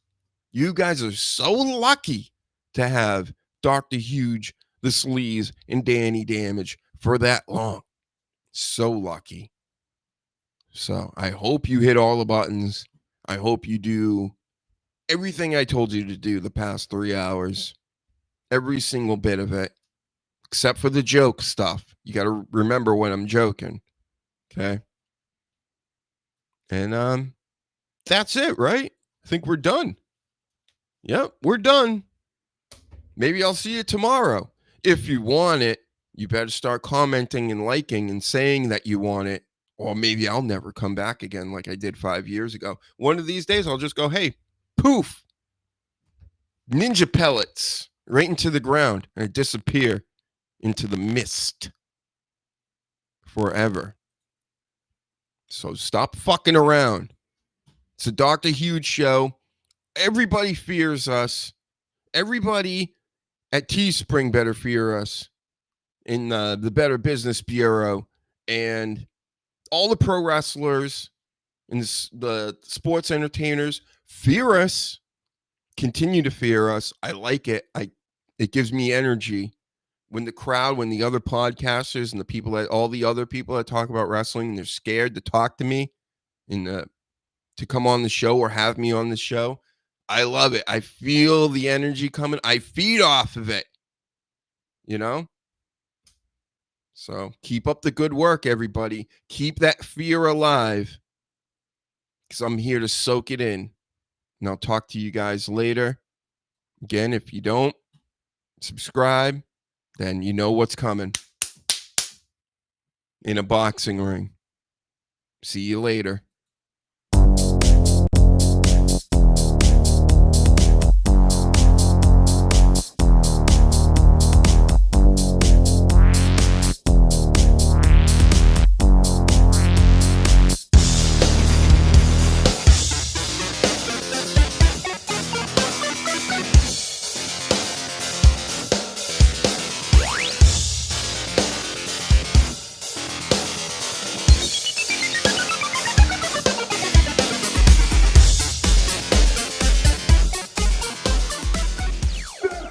where we shed our blood, sweat, and tears.